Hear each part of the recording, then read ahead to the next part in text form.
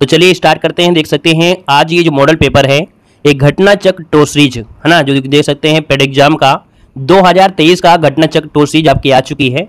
तो उसको हम लोग यहाँ पर सॉल्व करने वाले हैं। आवाज वगैरह मिल पा रही है? चलिए तो ये स्टार्ट करते हैं, देखते हैं कि आप लोगों की कितनी तैयारी है और घटना चक्र टोर सीरीज में जो आपकी क्वेश्चन है कितना स्कोर आपका जा सकता है। तो चलिए पहला क्वेश्चन दिया गया है कि भारत अपनी अंतर्राष्ट्रीय सीमा सबसे कम किस देश के साथ साझा करता है।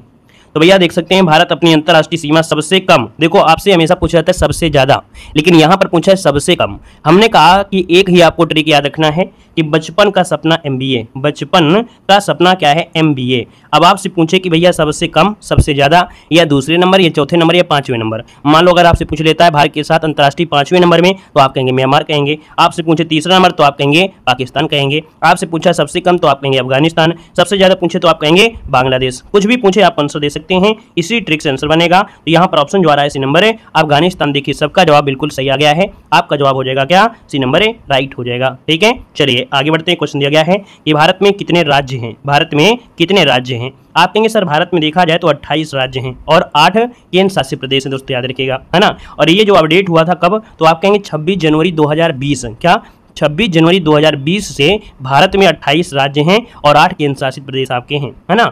यहाँ पर देखा जाए तो भारत के जो नवीनतम केंद्र शासित प्रदेश थे दादरा नगर हवेली, है ना, और दमन द्वीप आपके थे जो केंद्र शासित प्रदेश में हो गए थे। चलिए अगला क्वेश्चन दिया गया है, निम्नलिखित में से कौन सी जोड़ी किसी राज्य और उससे संबंधित कला शैली को दर्शाती है?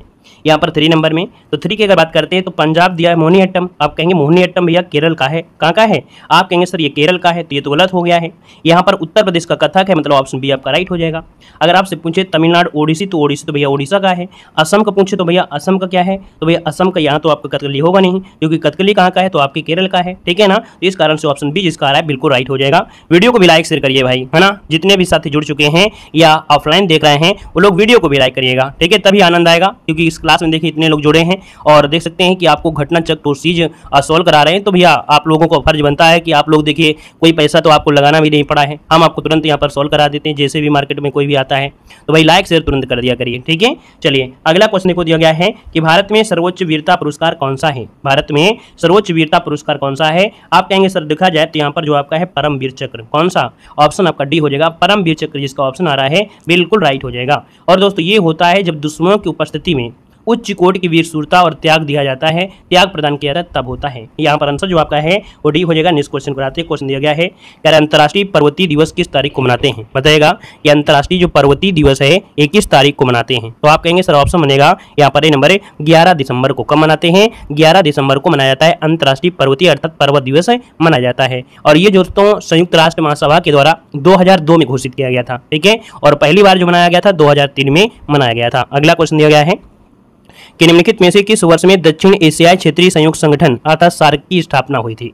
यहाँ से क्वेश्चन आपका हमेशा बनता है, याद रखिएगा कि सार्क में जो सदस्य वो आपके कौन है? तो 8 सदस्य आपके हैं, जिसमें से इसमें भारत भी सदस्य है। भारत के जितने पड़ोसी देश हैं, है ना, 7 स्थलीय और 2 आपके जलीय, मतलब 9 हो गए। एक भारत हो गया तो कितने हो गए? 10 हो गए। इसमें से आपका म्यांमार और चाइना ये इसके सदस्य नहीं है।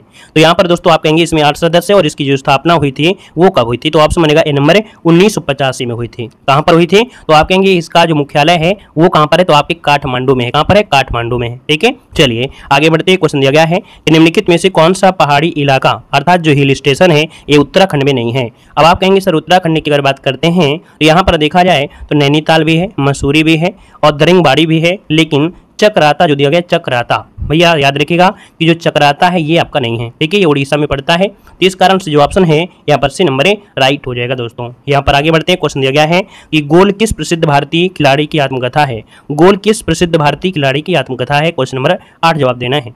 और 8 की अगर बात करते हैं तो ऑप्शन बनेगा बी नंबर मेजर ध्यानचंद, है ना। मेजर ध्यानचंद का आप लोग नाम जानते भी होंगे, है ना। यहाँ पर जो ऑप्शन है बी नंबर राइट हो जाएगा। अगले क्वेश्चन को आते हैं। क्वेश्चन दिया गया है कि लोकसभा के लिए चुनाव में निर्वाचित होने के लिए किसी व्यक्ति के लिए न्यूनतम आयु सीमा क्या होती है? देखो लोकसभा की बात कर रहा है, जब लोकसभा की बात किया है तो आप कहेंगे सर 25 वर्ष होता है। कितना होता है? 25 वर्ष के होता है, ठीक है। और अगर पूछे राज्यसभा के लिए तो राज्यसभा के लिए 30 वर्ष होता है। वोट देने के लिए 18 वर्ष होता है और 21 वर्ष होता है। ग्राम पंचायत का चुनाव लड़ना है तब आपको 21 वर्ष होना चाहिए, ठीक है। आगे बढ़िएगा। क्वेश्चन दिया गया है कि मिश्रित अर्थव्यवस्था का अर्थ क्या है? बहुत बार पढ़ाया है कि मिश्रित अर्थव्यवस्था होती क्या है। आप कहेंगे मिश्रित अर्थव्यवस्था में क्या होता है कि जहां राष्ट्रीय अर्थव्यवस्था में सार्वजनिक क्षेत्र, है ना, साथ साथ निजी क्षेत्र जब आपस में क्या हो विद्यमान होते हैं वो होता है मिश्रित अर्थव्यवस्था। और भारत की जो अर्थव्यवस्था है वो कैसी मिश्रित अर्थव्यवस्था का एक उदाहरण है। आगे बढ़ते हैं, क्वेश्चन दिया गया है कि हरित क्रांति का सर्वाधिक प्रभाव किसमें देखा गया था।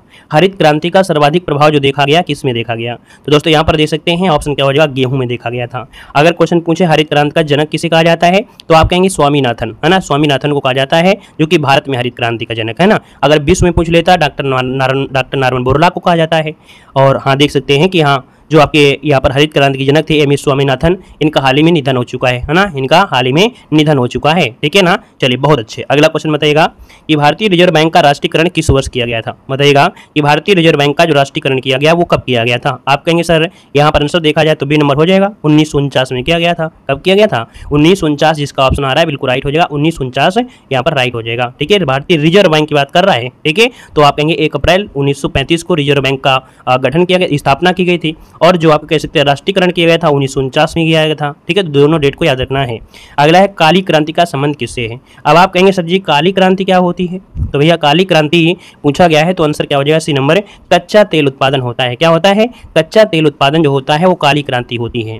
अगर आप पूछे कि यहाँ पर मत्स्य उत्पादन क्या होता है तो मत्स्य उत्पादन होता है नीली क्रांति होता है ना। यहाँ पर दोस्तों देखा जाए तो और भी क्रांतियाँ होती हैं, जैसे लाल क्रांति होता है टमाटर मांस उत्पादन से होता है ना। यहाँ पर हरित क्रांति में खाद्यान्न होता है, श्वेत क्रांति में दुग्ध उत्पादन होता है, पीली क्रांति में तिलहन होता है, काली क्रांति में कच्चा तेल होता है, ठीक है। आगे बढ़ेगा, कह रहा है योजना आयोग के स्थान पर नीति आयोग का गठन कब हुआ। बताइएगा कि योजना आयोग के स्थान पर नीति आयोग का जो गठन हुआ ये कब हुआ था। आप कहेंगे सर यहाँ पर देखा जाए तो ऑप्शन बनेगा ए नंबर, 1 जनवरी 2015। कब, 1 जनवरी 2015 को योजना आयोग के स्थान पर गठन किया गया था नीति आयोग का, ठीक है ना। और इसका जो पदेन अध्यक्ष होता है वो प्रधानमंत्री होता है। अगले क्वेश्चन को आते हैं। क्वेश्चन आपसे दिया गया है कि प्रकाश की तरंग दैर्घ्य मापने की इकाई क्या होती है। बताइएगा कि प्रकाश की अगर तरंग दैर्घ्य मापना है तो इसकी इकाई क्या होती है। आपका आंसर क्या होगा, तो आप कहेंगे सर एंगस्ट्रॉम होती है। क्या होती है, एंगस्ट्रॉम होती है। और 1 एंगस्ट्रॉम बराबर 10⁻⁻10 मीटर होता है। अगला है टीवी रिमोट कंट्रोल के सिद्धांत पर कार्य करता है। जो टीवी रिमोट होता है, ये जो कंट्रोल टीवी रिमोट कंट्रोल एक के सिद्धांत पर कार्य करता है। यहाँ पर दोस्तों याद रखिएगा इंफ्रारेड तरंगे कौन होती हैं, इंफ्रारेड तरंगे होती हैं, इनके सिद्धांत पर कार्य करते हैं। और ये लंबी तरंगे होती हैं ना, ये तरंगे लंबी तरंग दैर्घ्य वाली तरंगे होती हैं जो कि रिमोट में लगे प्रकाश उत्सर्जक डायोड के द्वारा उत्पन्न होती हैं, है ना। और इसके बाद आगे बढ़ते हैं। क्वेश्चन दिया गया है कि विटामिन ए को के नाम से भी जानते हैं। जो विटामिन ए होता है, विटामिन ए होता है, इसको किस नाम से जानते हैं। आप कहेंगे सर ऑप्शन बनेगा सी नंबर रेटिनाल। क्या हो जाएगा, रेटिनाल के नाम से जानते हैं, जो कि ऑप्शन देखिए सभी का जवाब बिल्कुल सही आ रहा है। आपका जवाब बन जाएगा सी नंबर बन जाएगा, ठीक है। और देखा जाए आंखों के लिए जैसे बीमारी होती है इससे सही हो सकती है, रतौंधी होती है। तो विटामिन ए के लिए क्या होता है, हरी सब्जियां खाइए, गाजर खाइए, मछली का तेल अर्थात मछली खाइए। अगर मछली नहीं खाते तो मछली का तेल का सेवन कर सकते हैं। यहाँ पर आगे बढ़ते हैं। क्वेश्चन दिया गया है कि निम्नलिखित में से कौन सी धातु हथेली पर रखने पर गलने लगती है। चलिए क्वेश्चन नंबर यहाँ पर 18 देना है। तो आप कहेंगे गलने लगती है, और गलने मतलब होता है गैलियम, गलने मतलब गैलियम, तो ये भी आपको याद रहेगा, है ना। गलने लगती है अर्थात गैलियम। तो गैलियम का जो परमाणु क्रमांक होता है 31 होता है। ये शुद्ध अवस्था में मुलायम और चमकदार होती है और साधारण तापमान पर अर्थात हथेली पर रख लिया जाए तो पिघल जाती है। और इसका प्रयोग किस में करते हैं, तो अर्धचालकों के रूप में किया जाता है।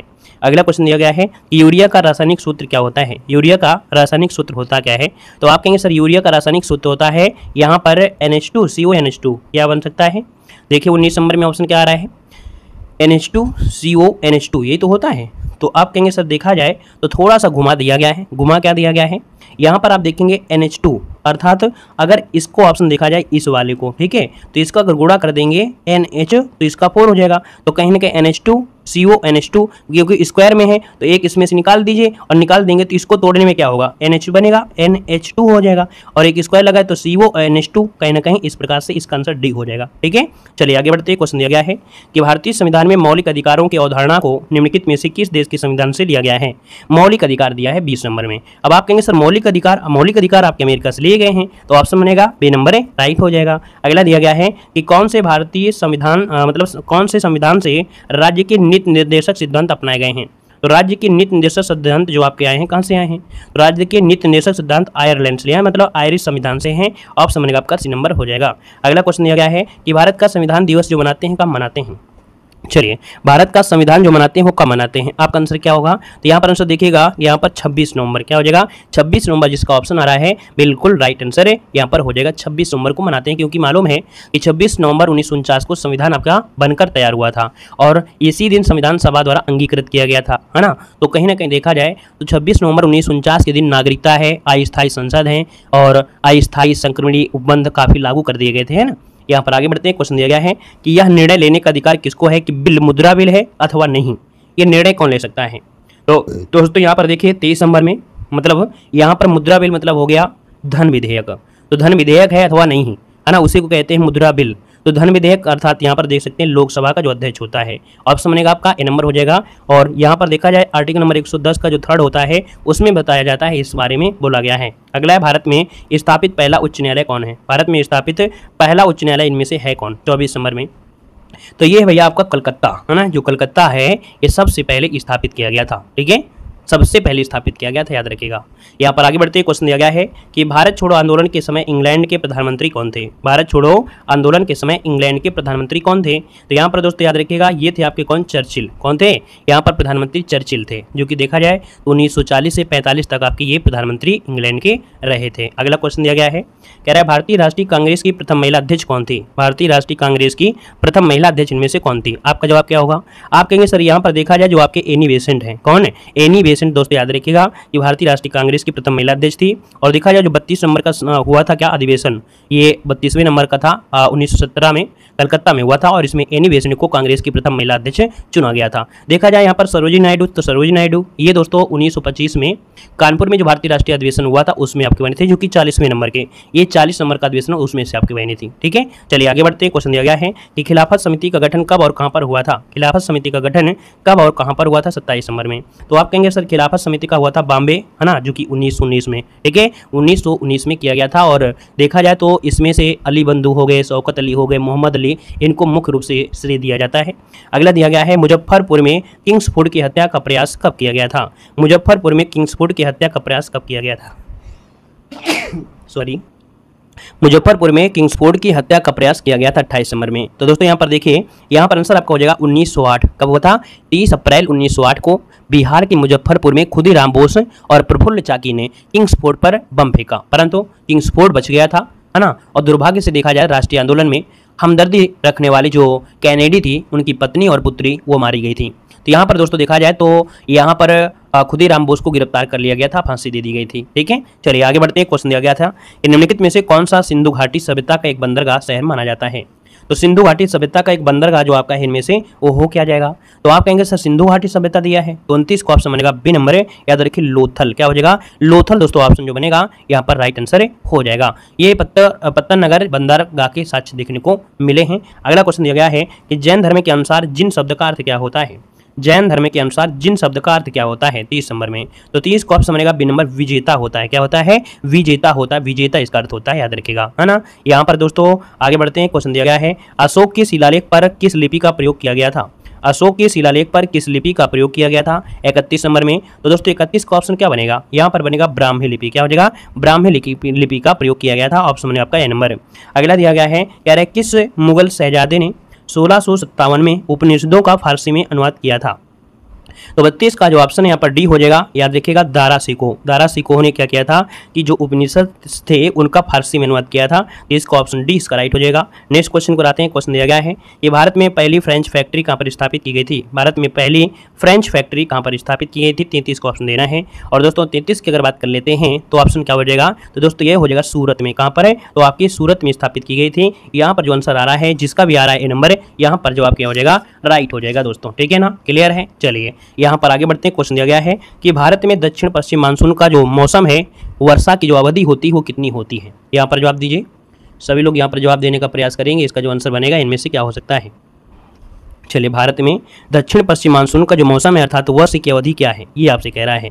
तो कुल मिला के देखा जाए 34 नंबर में, तो 34 का ऑप्शन डी हो जाएगा जून से सितंबर। क्या होता है? जून से सितंबर तक देखा जाए तो ये मानसून आपके यहाँ पर होता है ना। और भारत में जो दक्षिण पश्चिम मानसून होता है ये दो शाखाओं में होता है। एक तो बंगाल की खाड़ी में भी होता है दक्षिण पश्चिम, एक तो यहाँ से भी आता है और एक यहाँ से भी आपका आता है, ठीक है, अरब सागर से आता है, बंगाल की खाड़ी से और अरब सागर से। तो यहाँ पर जो ऑप्शन बनेगा आपका डी नंबर। नेक्स्ट क्वेश्चन दिया गया है कि चंदन का पेड़ किस प्रकार के वनों में उगता है, चंदन का पेड़ किस प्रकार के वनों में उगता है। तो आपका जवाब क्या होगा, आप कहेंगे सर 35 का ऑप्शन बनेगा ए नंबर, उष्णकटिबंधीय पर्णपाती वन। क्या हो जाएगा, उष्णकटिबंधीय पर्णपाती वन इसका आंसर है, राइट हो जाएगा दोस्तों, याद रखिएगा। ठीक है, चलिए आगे बढ़ते हैं। क्वेश्चन दिया गया है, कह रहा है आपसे कि पश्चिमी घाट और पूर्वी घाटों का जो मिलन है ये कहाँ पर होता है। पश्चिमी घाट और पूर्वी घाटों का जो मिलन है होता कहाँ पर है। चलिए, नीलगिरी की पहाड़ी, बिल्कुल सही है। लेकिन नीलगिरी की पहाड़ी जब दिया है 36 नंबर में तो ऑप्शन लगाइए क्या, यहाँ पर ए लगाइए नीलगिरी की पहाड़ियों में। अगर नीलगिरी की पहाड़ी नहीं होता तो आप कार्डमम की पहाड़ी बताते, क्योंकि कार्डमम की पहाड़ियाँ कहीं ना कहीं नीलगिरी पहाड़ी का ही हिस्सा हैं। लेकिन जब ऑप्शन में दिया गया है आपका ए नंबर तो आपको यही आपको लगा देना है। अगला क्वेश्चन दिया गया है कि भारत का सबसे बड़ा सौर शक्ति संयंत्र कहाँ स्थित है। चलिए बताइएगा कि भारत का सबसे बड़ा सौर शक्ति संयंत्र कहाँ पर स्थित है। आपका आंसर क्या होगा, तो आप कहेंगे सर ऑप्शन बनेगा आपका डी नंबर भादला। क्या है, भादला। ये दोस्तों देखा जाए तो भादला पड़ता है राजस्थान में। कहाँ पर, राजस्थान में। और देखा जाए इससे पूर्व भारत का सबसे बड़ा सौर संयंत्र जो था माधापुर था, जो कि भुज कहाँ है, गुजरात में है। यहाँ पर आगे बढ़ते हैं। क्वेश्चन दिया गया है कि निम्नलिखित में से किसने भारत सरकार अधिनियम 1935 को गुलामी का अधिकार पत्र कहा था। तो भैया जो भारत शासन अधिनियम था 1935 इसे गुलामी का अधिकार पत्र कहा था किसने। तो 38 का ऑप्शन क्या बनेगा, यहाँ पर 38 का ऑप्शन बनेगा ए नंबर, जवाहरलाल नेहरू। ठीक है, किसने कहा था, जवाहरलाल नेहरू ने कहा था। अगला क्वेश्चन दिया गया है कि भारत की सबसे लंबी नदी का नाम बताना है। अब आप बताइएगा भारत की सबसे लंबी नदी कौन सी है। चलिए, आप कहेंगे सर भारत की सबसे लंबी नदी है गंगा नदी। कौन है, गंगा नदी। तो ऑप्शन क्या बनेगा, बी नंबर, राइट हो जाएगा।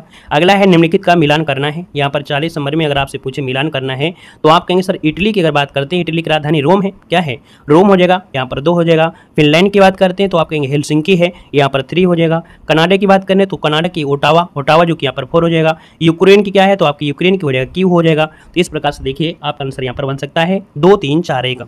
देखिए कोई ऑप्शन दिया है 2 3 4 1, 2 3 4 1, देखिए ऑप्शन बी नंबर है, राइट हो जाएगा। नेक्स्ट क्वेश्चन को आते हैं। क्वेश्चन दिया गया है रत्नाकर का संधिविच्छेद बताना है। चलिए, रत्नाकर का संधिविच्छेद क्या होगा, 46 नंबर जवाब देना है। आप कहेंगे रत्नाकर रत्नधन आकर, रत्नधन आकर जो कि ऑप्शन है यहाँ पर ए नंबर है, राइट हो जाएगा। रत्नधन आकर आपका जवाब आ रहा है, तो बिल्कुल सही जवाब आ रहा है ना, बिल्कुल सही जवाब आपका है। और यहाँ पर देखा जाए तो आप कहेंगे सर इसमें संधि कौन सी है, तो आपकी दीर्घ संधि है, क्योंकि यहाँ पर बड़ा की मात्रा है। देखो रत्नाकर, बड़ा की मात्रा आ गई तो आपका दीर्घ हो जाएगा। अनिवार्य का विलोम क्या होता है, तो अनिवार्य, कोई चीज़ अनिवार्य होती है तो इसका कहेंगे कि आपकी इच्छा पर निर्भर है, तो इसका मतलब ये वैकल्पिक हो जाएगा, है ना, वैकल्पिक, जो कि ऑप्शन बनेगा बी नंबर है। आगे बढ़ते हैं। क्वेश्चन दिया गया है कि कौन सा शब्द अनीक का पर्यायवाची है, कौन शब्द अनीक का पर्यायवाची है, 48 नंबर है। तो अनीक होता है सेना का, किसका होता है, सेना। सेना कहाँ पर है, ऑप्शन बी पर दिया गया है। अनीक है, कटक है, अन्नी है, चमू है, दल है, वाहनी है, ये सब होते तो ऑप्शन बी बनेगा। अगला क्वेश्चन दिया गया है कि अली और अली शब्द युग्म का सही अर्थ क्या है। अली कामा अली शब्द युग्म का सही अर्थ क्या है, 49 नंबर में। तो आप कहेंगे सर देखा जाए अली और अली मतलब होता है दोस्तों भौरा, है ना। यहाँ पर जो आपका आंसर आ गया है कहीं ना कहीं देखा जाए 49 नंबर में, तो ऑप्शन बी हो जाएगा, भौरा और सखी हो जाएगा, क्योंकि हमें बताया बड़ी की मात्रा और बड़ी की मात्रा लास्ट में भी होगा। आगे बढ़ते हैं। क्वेश्चन दिया गया है लाभ ही लाभ का अर्थ क्या होता है। लाभ ही लाभ, इसका अर्थ इनमें से क्या हो जाएगा, लोकोक्ति का सही अर्थ क्या होगा। लाभ ही लाभ मतलब होता क्या है, मतलब होता है 5 उंगलियां घी में, है ना, 5 उंगलियां घी में, मतलब ऑप्शन बनेगा आपका ए नंबर। आगे बढ़ते हैं। क्वेश्चन आपसे दिया गया है, कह रहा है भारत की पहली सोलर सिटी कौन सी है। चलिए बताइएगा कि भारत की पहली सोलर सिटी आपकी है कौन, इसका आंसर क्या बनेगा। 61 नंबर की अगर बात कर लेते हैं तो आपका आंसर क्या होगा, तो आपका 61 का ऑप्शन बी हो जाएगा, याद रखिएगा, सांची। क्या है, भारत की पहली सोलर सिटी है सांची। मध्य प्रदेश के जो मुख्यमंत्री हैं शिवराज सिंह चौहान, उन्होंने देश की पहली सोलर सिटी सांची का उद्घाटन किया है। और सांची सोलर सिटी में सालाना लगभग देखा जाए 13,747 टन कार्बन डाइऑक्साइड उत्सर्जन कम होगा। ठीक है, चलिए यहाँ पर अगले क्वेश्चन को आते हैं। क्वेश्चन दिया गया है और आपसे कह भी रहा है कि सितंबर 2023 में भारत का पहला यूपीआई एटीएम किस भुगतान सेवा प्रदाता द्वारा लॉन्च किया गया है। ये दोस्तों भारत का पहला यूपीआई एटीएम है और किस भुगतान सेवा प्रदाता द्वारा लॉन्च किया गया है। 62 नंबर ऑप्शन देना है। तो देखिए 62 नंबर का ऑप्शन ए हो जाएगा, याद रखिएगा, हितामी पेमेंट सर्विसेज। क्या, हिताची पेमेंट सर्विसेज, जो कि ऑप्शन है यहाँ पर ए नंबर है, राइट हो जाएगा। और देखा जाए तो ये एनपीसीआई के सहयोग से ये शुरुआत की गई है। और यहाँ पर आगे बढ़ते हैं। क्वेश्चन आपसे अगला पूछा गया है कि भारत में राष्ट्रीय अंतरिक्ष दिवस कब मनाया जाएगा। भारत में राष्ट्रीय अंतरिक्ष दिवस कब मनाया जाएगा, 63 का ऑप्शन देना है। 63 की अगर बात करते हैं तो ऑप्शन क्या होगा, यहाँ पर हो जाएगा भाई कौन सा, बी नंबर है, 23 अगस्त को मनाते हैं, इसका ऑप्शन बनेगा बी नंबर है। और आगे बढ़ते हैं। क्वेश्चन दिया गया है कि सितंबर 2023 में किसने रेलवे बोर्ड के नए अध्यक्ष और प्रमुख कार्यकारी अधिकारी सीईओ के रूप में पदभार ग्रहण किया है?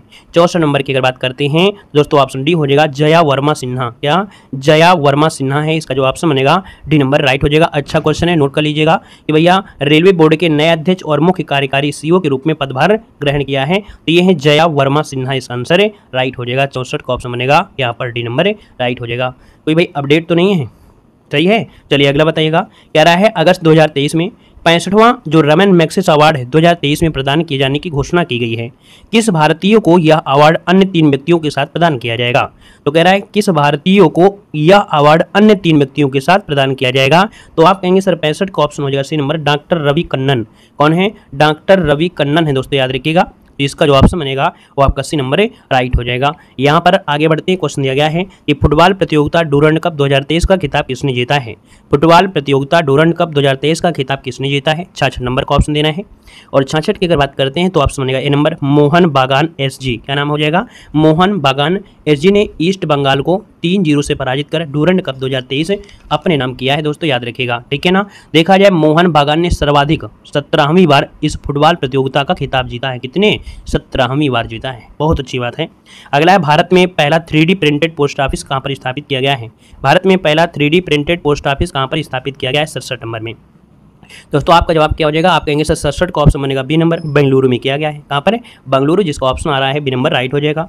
अगला है किस राज्य में विश्व का पहला 3D प्रिंटेड हिंदू मंदिर बनाया गया है? तो ये भारत में विश्व का पहला 3D प्रिंटेड हिंदू मंदिर है। यहाँ पर देखिए 68 नंबर में, तो 68 का ऑप्शन सी हो जाएगा, तेलंगाना में। कहाँ पर है? तो आपके तेलंगाना जो कि ऑप्शन है आपका सी नंबर राइट हो जाएगा, तेलंगाना में बनाया जा रहा है। अगला क्वेश्चन दिया गया है कि प्रधानमंत्री विश्वकर्मा योजना के तहत प्रथम चरण में कितने पारंपरिक व्यवसायों को शामिल किया जाएगा? बताइएगा कि प्रधानमंत्री विश्वकर्मा योजना के तहत प्रथम चरण में कितने पारंपरिक व्यवसायों को शामिल किया जाएगा? 69 का ऑप्शन देना है।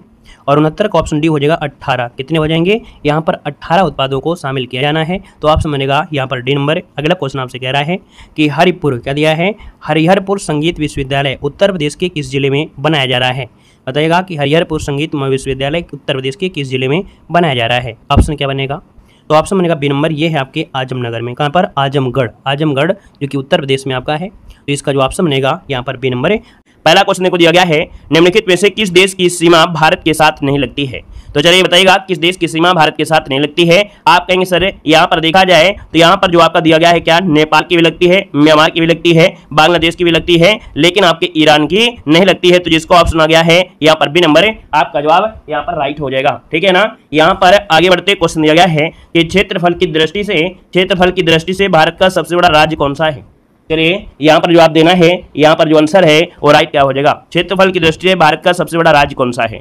आप कहेंगे बिल्कुल इजी क्वेश्चन है क्योंकि हमेशा से ये पूछा भी गया है। आप देख सकते हैं कि क्षेत्रफल के हिसाब से जो आपका राजस्थान है ये सबसे बड़ा है। इसका जो ऑप्शन बनेगा यहाँ पर सी नंबर राइट हो जाएगा। क्लियर है। इसके बाद देखा जाए तो मध्य प्रदेश आता है, फिर आपका महाराष्ट्र, फिर इसके बाद यूपी का स्थान आता है।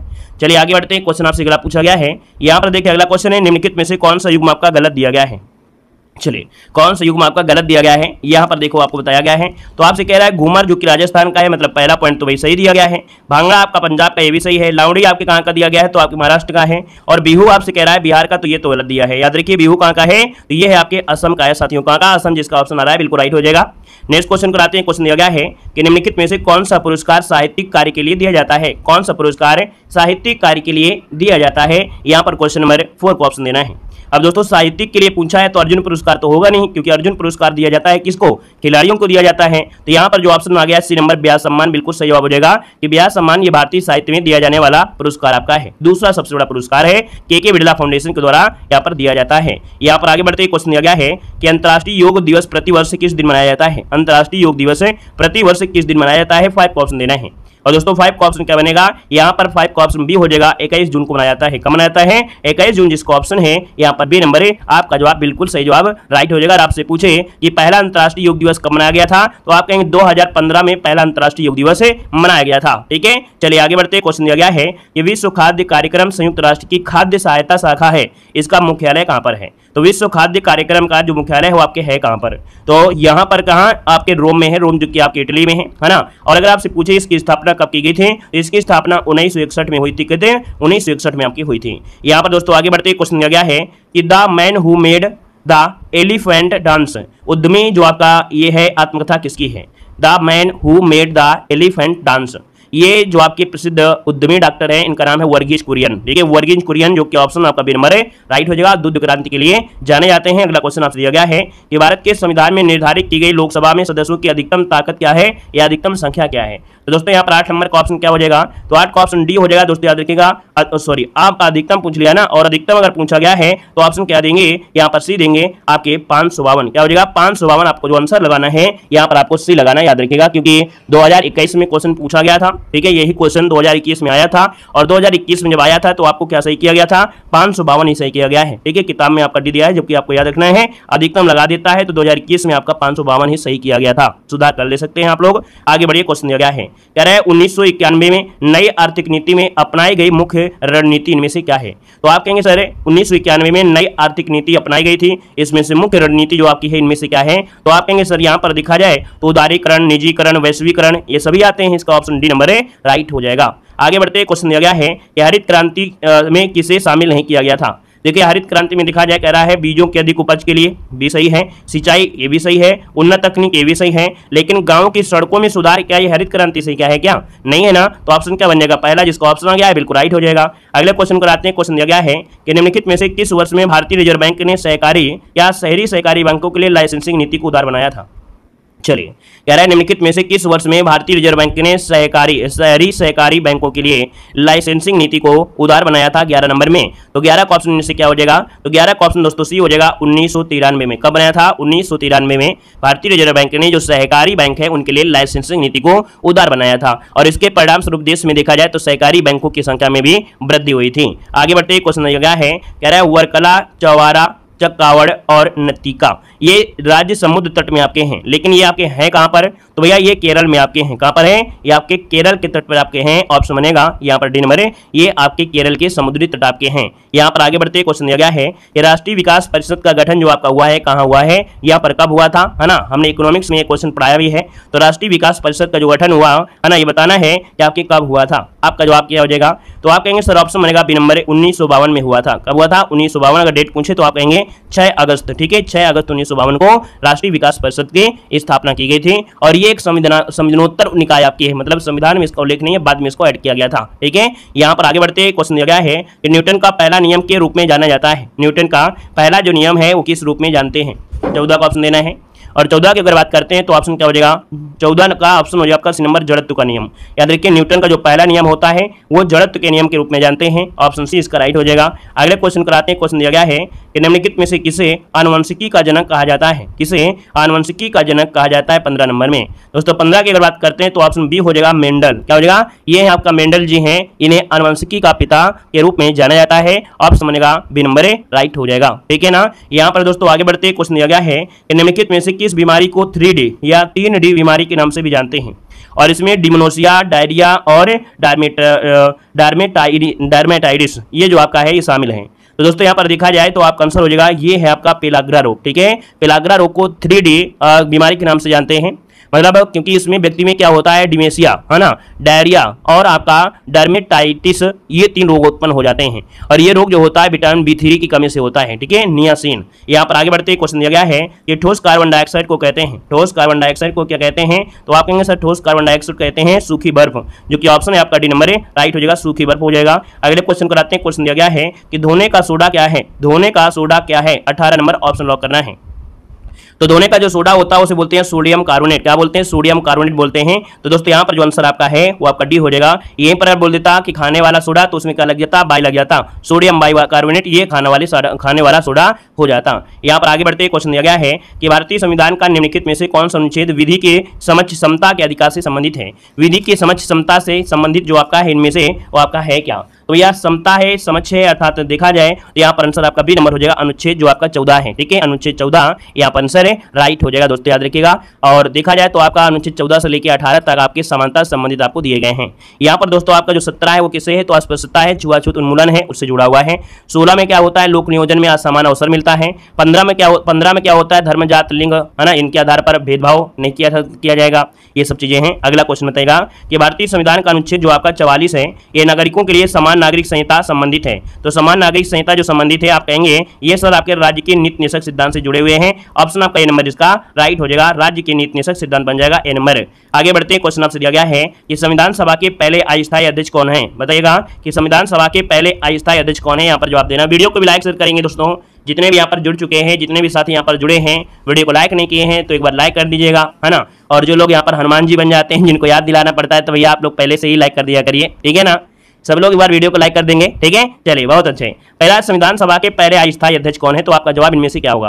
अब आप कहेंगे सर यहाँ पर देखा जाए जो ऑप्शन आपका डी आ रहा है, डॉक्टर सच्चिदानंद सिन्हा, बिल्कुल सही जवाब है, यहीं पर आपका आंसर है, राइट हो जाएगा। जो कि देखा जाए कि जो प्रथम आपकी बैठक हुई थी 9 दिसंबर 1946 को, है ना। और इसके बाद फिर क्या हुआ, 11 दिसंबर 1946 को दूसरी बैठक हुई थी, जिसमें से आपके डॉक्टर राजेंद्र प्रसाद को निर्विरोध तरीके से स्थायी अध्यक्ष बना लिया गया था, ठीक है ना। चलिए यहाँ पर आगे बढ़ते, क्वेश्चन दिया गया है कि केंद्र राज्य संबंध किस आपकी अनुसूची में है? केंद्र राज्य संबंध, और ये केंद्र राज्य संबंध जो आपका है ये 7वीं अनुसूची में है। देखिए ऑप्शन बनेगा क्या, ए नंबर इसका राइट हो जाएगा, 7वीं अनुसूची में आपका है। और इसके अंतर्गत 3 सूचियां दी गई हैं, संघ सूची, राज्य सूची और समवर्ती सूची, ठीक है। आगे बढ़िए, क्वेश्चन दिया गया है कि अधीनस्थ न्यायालयों का जो पर्यवेक्षक करता है वो कौन करता है? जो अधीनस्थ न्यायालय होते हैं इनका पर्यवेक्षक जो करता है वो कौन करता है? यहाँ पर दोस्तों ऑप्शन क्या हो जाएगा, तो ये होता है जो आपका उच्च न्यायालय होता है, ठीक है। जो उच्च न्यायालय होता है आर्टिकल नंबर 227, आर्टिकल नंबर 227 के तहत यहाँ पर करता है। यहाँ पर दोस्तों मतलब क्या हो सकते हैं कि जिसे बोलते हैं पर्यवेक्षक मतलब होता है अधीक्षण।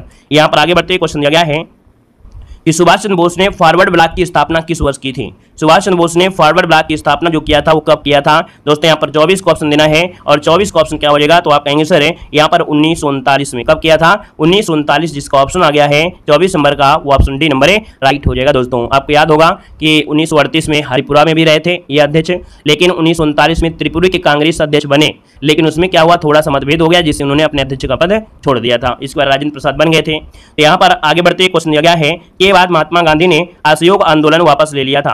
के बाद महात्मा गांधी ने असहयोग आंदोलन अब वापस लिया था 25 सितंबर में। तो आप कहेंगे सर यहाँ पर देखा जाए तो चौरी चौरा की जो घटना है इसके बाद असहयोग आंदोलन वापस ले लिया था। 4 फरवरी 1922 को जो चौरी चौरा का कांड हुआ था, है ना, उसे महात्मा गांधी को बहुत दिक्कत हुई, है ना, क्षुब्ध हो गए, कहीं ना कहीं मन विचलित हो गया, तो यहाँ पर असहयोग आंदोलन वापस ले लिया गया था, है ना। और इसके बाद आगे बढ़ते हुए क्वेश्चन दिया गया है कि स्वराज पार्टी का गठन की असफलता के बाद हुआ था। तो आप कह सकते हैं कि जो स्वराज पार्टी का गठन हुआ था वो किसकी असफलता के बाद हुआ? तो यहाँ पर देखिए ऑप्शन क्या हो जाएगा, ए नंबर असहयोग आंदोलन। क्या हो जाएगा, स्वराज पार्टी का जो गठन हुआ है वो असहयोग आंदोलन की असफलता के बाद हुआ था, जो कि ऑप्शन बनेगा यहाँ पर ए नंबर इसका राइट हो जाएगा। और कब हुआ था? जनवरी 1923 में। जनवरी 1923 में सी.आर. दास और मोतीलाल नेहरू, है ना, इनके माध्यम से किया गया था। सी.आर. दास इसके अध्यक्ष थे और मोतीलाल नेहरू इसके महासचिव थे। यहाँ पर दोस्तों आगे बढ़ते क्वेश्चन दिया गया है कि निम्नलिखित में से किसने 1935 के अधिनियम के बारे में कहा था कि एक कार जिसमें ब्रेक तो है पर इंजन नहीं है ना। ये शब्द बहुत बार पूछा गया है। तो दोस्तों ये जो शब्द कहा था वो किसने कहा था? ये शब्द जो कहा वो आपके जवाहरलाल नेहरू ने कहा था दोस्तों कि जो 1935 का अधिनियम है वो एक कार है लेकिन इसमें ब्रेक नहीं है, मतलब एक कार जिसमें ब्रेक तो है पर इंजन नहीं। यहाँ पर आगे बढ़ते हैं, क्वेश्चन दिया गया है कि हिंदुस्तान सोशलिस्ट रिपब्लिकन एसोसिएशन गठित की गई थी यहाँ पर 28 नंबर में। तो ऑप्शन क्या हो जाएगा, तो आप कहेंगे सर चंद्रशेखर आजाद के द्वारा गठित किया गया था, जो कि 1928 में किया गया था। दिल्ली के फिरोज शाह कोटला मैदान में हिंदुस्तान सोशलिस्ट रिपब्लिकन एसोसिएशन की स्थापना हुई थी, है ना। और इसका उद्देश्य था कि भारत में एक समाजवादी गणतंत्रवादी राज्य की स्थापना किया जा सके। ऑप्शन सी इसका राइट हो जाएगा। आगे बताइए, क्वेश्चन दिया गया है कि गौतम बुद्ध का वास्तविक नाम क्या था? चलिए बताइएगा कि गौतम बुद्ध का वास्तविक नाम इनमें से कौन था? 29 का ऑप्शन लॉक किया जाए। चलिए यहाँ पर जवाब देना है, आपका जो आंसर है इनमें से राइट क्या हो सकता है? तो दोस्तों यहाँ पर देख सकते हैं आपका जो आंसर बनेगा, यहाँ पर देखा जाए कपिल वस्तु के निकट लुम्बिनी में हुआ था।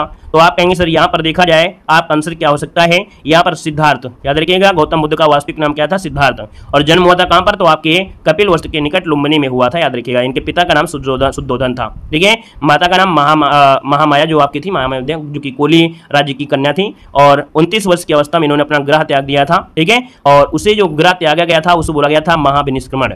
यहाँ पर अगला क्वेश्चन दिया गया है कि निम्नलिखित में से किस वर्ष में कार्नवालिस कोड लागू किया गया था? कार्नवालिस कोड जो लागू किया गया था, कब लागू किया गया था? तो भैया आपका आंसर में से क्या हो जाएगा? आंसर आपका यहाँ पर 93 की 30 की अगर बात करते हैं तो ऑप्शन ये हो जाएगा 1793। क्या हो जाएगा? 1793 में कार्नवालिस कोड लागू किया गया था। कार्नवालिस कोड मतलब जिसे बोलते हैं कार्नवालिस संहिता बोलते हैं, मतलब शक्तियों के पृथक्करण सिद्धांत पर आधारित था, जिसके तहत कर और प्रशासन को पृथक कर दिया गया था। अगला क्वेश्चन दिया गया है, कह रहा है हड़प्पा सभ्यता के निम्नलिखित स्थलों में से कौन से स्थल पाकिस्तान में स्थित नहीं है? देखो नहीं शब्द आपसे दे दिया है।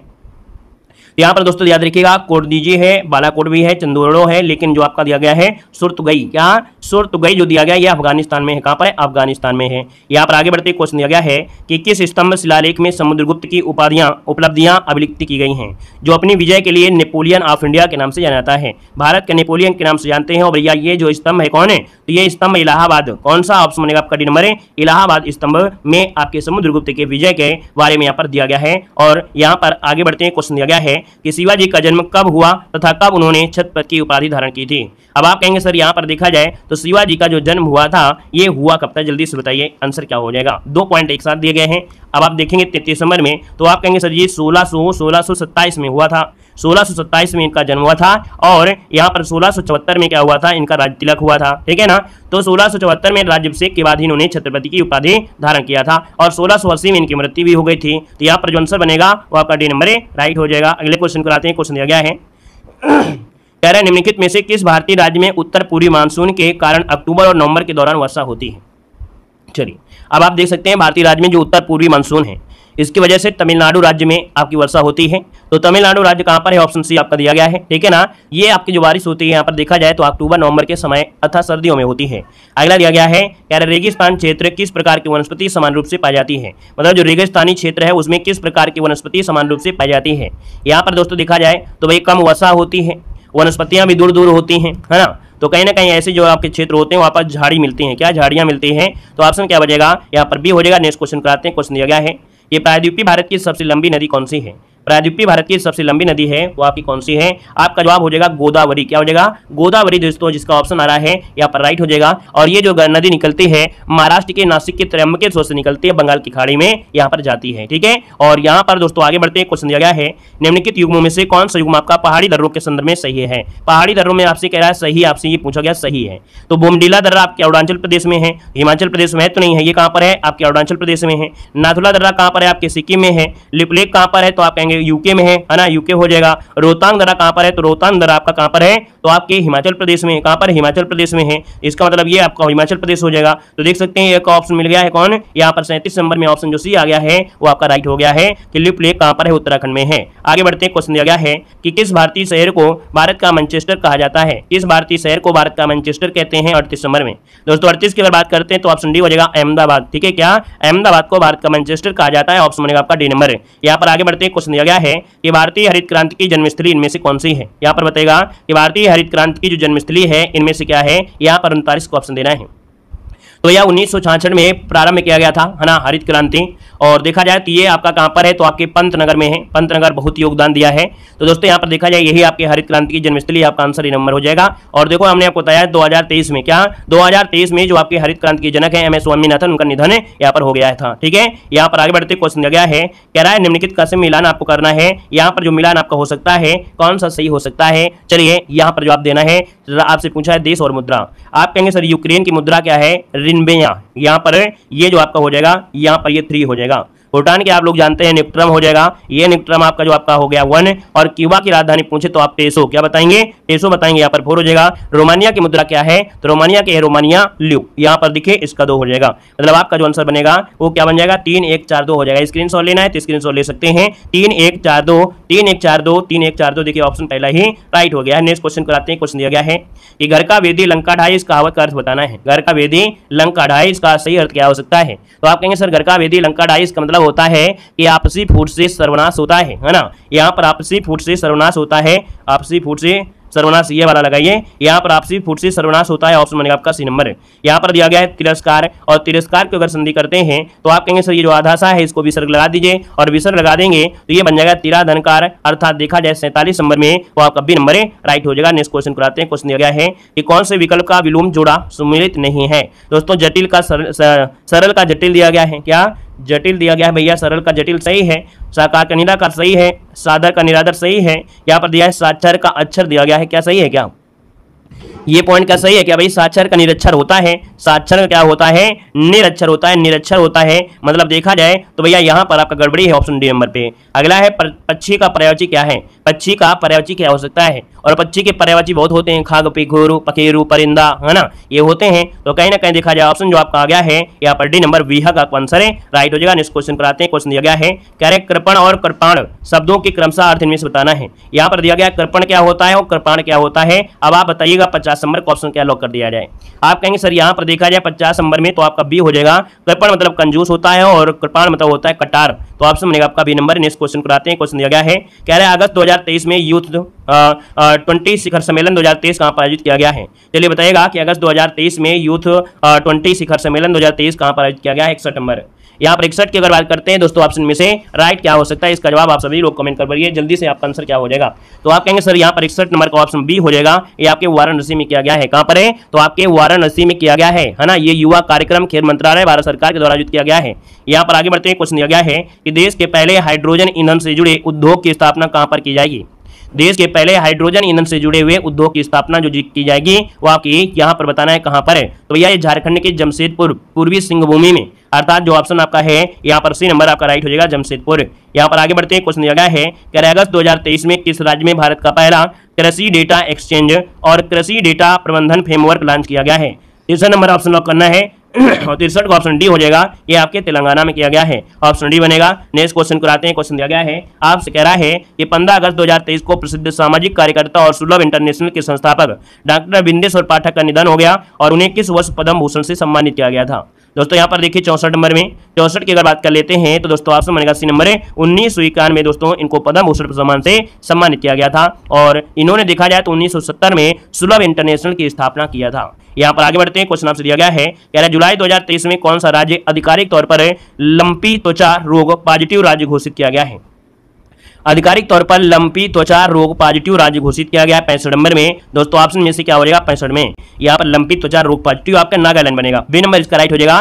बी नंबर जो ऑप्शन आ गया है बी नंबर 65 नंबर का जो ऑप्शन है बी नंबर है वो राइट हो जाएगा। नागालैंड राज्य को आधिकारिक तौर पर लंपी त्वचा रोग पॉजिटिव राज्य घोषित किया गया है। लंपी त्वचा रोग मतलब होता है गांठदार त्वचा रोग के नाम से होते हैं, देखते हैं बॉडी में थोड़ी छोटी छोटी गांठ बन जाती हैं। तो यहाँ पर आंसर आपका बन जाएगा बी नंबर। आगे बढ़ते हैं। विश्व का सबसे बड़ा संग्रहालय कौन सा बनाया जाएगा। तो विश्व का सबसे बड़ा संग्रहालय कहाँ पर बनाया जाएगा। यहाँ पर देखिए ऑप्शन क्या बनेगा, तो ऑप्शन सी हो जाएगा आपके नई दिल्ली में। कहां पर आपके नई दिल्ली, इसका जो आंसर है राइट हो जाएगा, नॉर्थ और साउथ ब्लॉक में बनाया जाएगा और इस संग्रहालय का नाम होगा युगे युगीन भारत राष्ट्रीय संग्रहालय। यहाँ पर दोस्तों आगे बढ़ते हैं। क्वेश्चन दिया गया है कि प्रतिष्ठित लोकमान्य तिलक राष्ट्रीय पुरस्कार 2023 किसे सम्मानित किया गया है, किसे प्रदान किया गया है। तो दोस्तों बताइएगा प्रतिष्ठित लोकमान्य तिलक राष्ट्रीय पुरस्कार 2023 सम्मानित किया गया है, ये किसे किया गया है। तो ऑप्शन बनेगा बी नंबर है, नरेंद्र मोदी जी को सम्मानित किया गया है, ऑप्शन बनेगा यहाँ पर बी नंबर है राइट हो जाएगा। और उन्हें यह पुरस्कार उनके शानदार नेतृत्व और लोगों में देशभक्ति की भावना जगाने के लिए यह दिया गया है। अगला दिया गया है जुलाई 2023 में शुरू की गई मेरा गांव मेरी धरोहर परियोजना का मुख्य उद्देश्य भारत के कितने गांवों को सांस्कृतिक मानचित्र यहां पर करना है। तो दोस्तों यहां पर देखिए 68 नंबर में और 68 का ऑप्शन बनेगा सी नंबर है। याद रखिए 6.5 लाख गांवों में, याद रखिएगा कि आपके देखा जाए तो इसमें शुरुआत किया गया है। ठीक है, यहां पर आगे बढ़ते हैं। क्वेश्चन दिया गया है कि अगस्त 2023 में नवे राष्ट्रमंडल संसदीय संघ भारत क्षेत्र सम्मेलन 2023 कहां पर आयोजित हुआ है। यहां पर दोस्तों ऑप्शन दीजिएगा, आपका आंसर क्या हो सकता है। दोस्तों ऑप्शन बनेगा ए नंबर उदयपुर, क्या हो जाएगा, तो आपके उदयपुर में किया गया है। आपका जो आंसर है यहाँ पर राइट हो जाएगा, ए नंबर इसका राइट हो जाएगा। ठीक है ना। और डिजिटल युग में लोकतंत्र सुशासन को मजबूत करने के लिए किया गया। अगला क्वेश्चन दिया गया है, कह रहा है जून 2023 में किस राज्य के पुलिस विभाग द्वारा राज्य में अपराधियों और माफियों के निपटने के लिए ऑपरेशन कन्विक्शन नामक एक नई पहल शुरू की गई है। ऑपरेशन कन्विक्शन नामक एक नई पहल शुरू की गई है और ये आपके उत्तर प्रदेश में शुरू की गई है। उत्तर प्रदेश जो कि ऑप्शन हो जाएगा डी नंबर राइट हो जाएगा। और आने वाले समय में इनकाउंटर राज्य भी घोषित होगा, है ना भैया, जब चाहो इनकाउंटर मार दो। ठीक है, तो यहाँ पर जो आपका आंसर है वो राइट हो जाएगा, आपका डी नंबर बन जाएगा। देखिए जवाब यहाँ पर सबके सही आ गए हैं, बहुत ही अच्छी बात है। कि पूर्व में भारत की सीमा किन किन देशों से लगती है, 1 को ऑप्शन देना है, आपका जवाब इनमें से क्या होगा। तो भैया आप कहेंगे देखा जाए जो आपका भारत है ना, और भारत में दोस्तों ये पूरब की बात कर रहा है, तो इस पूरब में देखा जाए तो यहाँ पर आप कहेंगे कि जो म्यांमार और बांग्लादेश है यही इसका आंसर आपका डी नंबर राइट हो जाएगा, डी नंबर बन जाएगा। चलिए आगे बढ़ते, क्वेश्चन दिया गया है कि भारत में कितने राज्य और केंद्र शासित प्रदेश हैं जो कि उत्तर प्रदेश की सीमा से लगे हुए हैं। तो उत्तर प्रदेश दोस्तों याद रखिएगा 8 राज्यों से और 1 केंद्र शासित प्रदेश से, कुल मिला के यहाँ पर ऑप्शन जो आपका सी दिया गया है 9 से आपको मिलता है, ऑप्शन बनेगा आपका सी नंबर है। अगले क्वेश्चन को आते हैं। क्वेश्चन दिया गया है निम्नलिखित में से कौन सा का केंद्र शासित प्रदेश जम्मू और कश्मीर का लोक नृत्य नहीं है? जम्मू कश्मीर का लोक नृत्य नहीं है, आप कहेंगे सर यहाँ पर हाफिजा है, रऊफ भी है, धूमल है, लेकिन डोंगी नहीं है। क्या डोंगी नहीं है? डोंगी नहीं है दोस्तों, याद रखिए डोंगी ये हिमाचल प्रदेश का लोक नृत्य है। आगे बढ़ते क्वेश्चन आपसे दिया गया है कि निम्नलिखित में से किस विषय पर नोबेल पुरस्कार नहीं दिया जाता है? दोस्तों याद रखिएगा नोबेल पुरस्कार की अगर बात करते हैं तो चिकित्सा, रसायन, अर्थशास्त्र ये के लिए दिया जाता है ना। लेकिन अगर हम आपसे बात करें क्या गणित के लिए दिया जाता है, तो आप कहेंगे नहीं, गणित के लिए नहीं देता है। गणित के लिए जो आपका पुरस्कार होता है एबेल पुरस्कार होता है, एबेल पुरस्कार, है ना। अब आप कहेंगे सर नोबेल पुरस्कार 6 क्षेत्रों में, तो आपके भौतिकी है, साहित्य है, शांति है, रसायन है, चिकित्सा है, इनके लिए दिया जाता है। आप यहाँ पर कहेंगे सर जी अर्थशास्त्र के लिए कब से शुरुआत हुई थी? क्योंकि प्रारंभ में 5 ही क्षेत्रों में दिया जाता था, लेकिन आपके 1969 से स्टार्टिंग हुई थी, अर्थशास्त्र के लिए देना शुरू कर दिया गया था। क्लियर है। और यहाँ पर आगे बढ़ते क्वेश्चन दिया गया है विश्व जल दिवस कब मनाते हैं? चलिए विश्व जल दिवस कब मनाते हैं, यहाँ पर आंसर क्या होगा? विश्व जल दिवस की अगर बात करें तो आप कहेंगे सर ऑप्शन सी हो जाएगा 22 मार्च। क्या हो जाएगा? 22 मार्च को विश्व जल दिवस मनाया जाता है, याद रखिएगा। अगला क्वेश्चन लाजवाब क्वेश्चन दिया गया है कि निम्नलिखित में से कौन सा देश आसियान का सदस्य नहीं है? आसियान की अगर बात करते हैं तो दोस्तों याद रखिएगा कि इसमें से 10 सदस्य हैं, है ना।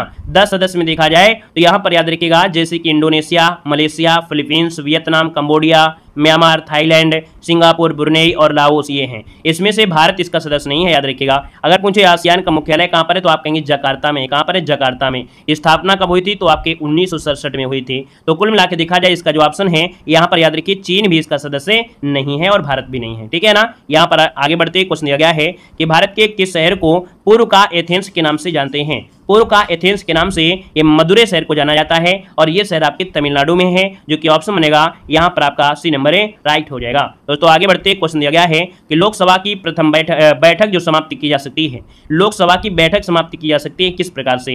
तो दोस्तों यहाँ पर दिया गया है स्थगन के द्वारा, सत्रावसान करने के द्वारा, विघटन के द्वारा, अर्थात ये सभी प्रक्रिया के माध्यम से लोकसभा की बैठक समाप्ति की जा सकती है, ऑप्शन डी बनेगा। अगला क्वेश्चन यहाँ पर दिया गया है कि भारत में आर्थिक उदारीकरण जो शुरू हुआ था ये कब हुआ था? भारत में आर्थिक उदारीकरण की जो शुरुआत हुई थी ये आपकी कब हुई थी? अच्छा क्वेश्चन है, याद रखिएगा कि जब औद्योगिक लाइसेंस नीति में वास्तविक बदलाव हुआ उसी के साथ भारत में आर्थिक उदारीकरण की शुरुआत हो गई थी, ऑप्शन बनेगा ए नंबर राइट हो जाएगा दोस्तों, याद रखिएगा, ठीक है ना। और यहाँ पर आगे बढ़ते हैं क्वेश्चन दिया गया है, कह रहे हैं कि द्वितीय हरित क्रांति का उद्देश्य निम्नलिखित में से किस कृषि उत्पाद की वृद्धि से संबंधित था? भैया पहली हरित क्रांति में जब आई तो उसमें क्या हुआ? गेहूं चावल में बढ़ोतरी हुई, लेकिन द्वितीय हरित क्रांति जो आई तो उसमें क्या था उद्देश्य? यहाँ पर देखा जाए जो आपका दिया है अंतर्वृष्टि वृद्धि। कुल मिला के ये कह सकते हैं कि यहाँ पर देखा जाए कि जो स्वामीनाथन थे वो कोयम्बटूर में हरित क्रांति के बाद अब समावेशी, मतलब समावेशी, कुल मिला के समावेशी की बात कर रहे थे, है ना। उनके हिसाब से देखा जाए तो हरित क्रांति को लाया जा रहा था। इस हिसाब से ऑप्शन क्या हो जाएगा? सी नंबर राइट हो जाएगा। नेक्स्ट क्वेश्चन कराते हैं। क्वेश्चन दिया गया है